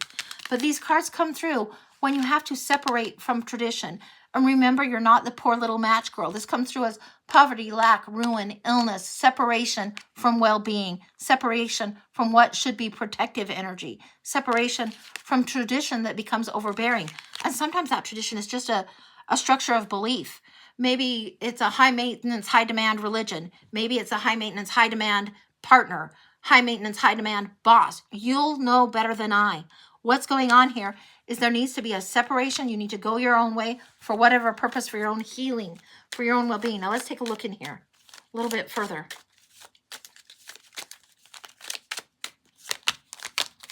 Clarifiers coming through for the Five of Pentacles. I'm going to flip this down again so you can see this. Hopefully you can see these cards well enough on the YouTube recording, but I'm going to show them to the screen in case you're listening and seeing. So Five of Swords, this is leaving the battlefield. This is a disruptive energy. A change must come when you have the fives. The stability of the fours is thrown off. This is disruption and change must come. This five energy is coming through. You get two together and you honor the lessons of this. You get a completion of something. You get the 10, right? Eight of Cups, a leaving again. This is a card of leaving and going your own way, a separation. This is a card of leaving what is unfulfilling behind, okay? And then the Six of Pentacles. The universe just waiting to reward you. You're not the poor little match girl. You're not the beggar girl. You don't have to stay and fight the right fight. You don't have to stay on the battlefield. You can just choose to protect your peace. You can just choose to share what you can share and particularly shower yourself and expect that the universe is going to be giving you along the way. Don't stay in a place out of just fear of something and trying to stay where it's secure and fear. No, that's not going to serve. Moving forward, anything else? The Emperor. This is when you set up the kingdom for your own. The protection for self. The rules and the structure that you need for yourself to thrive. It's not just the masculine. We have both elements, divine masculine and divine feminine in us. So if you've been always yielding, always receptive, but not setting up the structure, this is you being more assertive and setting up the structure. He rules the kingdom. And sometimes he's a little bit rigid on the rules, but it feels like this is the assertiveness that you need to take to really rule your realm once again, to understand your place in it and not yield and not surrender and give up to someone else and abandon yourself. No, you must go to what is fulfilling for you. Okay? Sorry about that, guys. That's my husband. He's going to have to just check in a minute. I'm sure that just means he's back at work. But whatever. He knows I'm on TikTok. He'll be fine. But this is what this is about. So that's what's coming through. Oh, I'm glad that you're hearing this. I want to take one more card for you. Just give me a second. We're going to the Shadowlands. This is a cuckoo little deck, but it's a beautiful little deck. And sometimes the whimsy of it really acts like a good teacher. So I'm going to hold this, the Shadowlands deck, and it's by, I think, Monica Bordinsky. And she also has a tarot that's the Awakening. Oh, what comes up? My most favorite card. And nobody likes this card, but I love this. This is, my husband had a job for a company that had been, he'd been working for Yellow YRC Trucking, and that company's been around for 99 years. And last year and a half ago, they laid off like 30,000 people. It wasn't personal, but his job gone.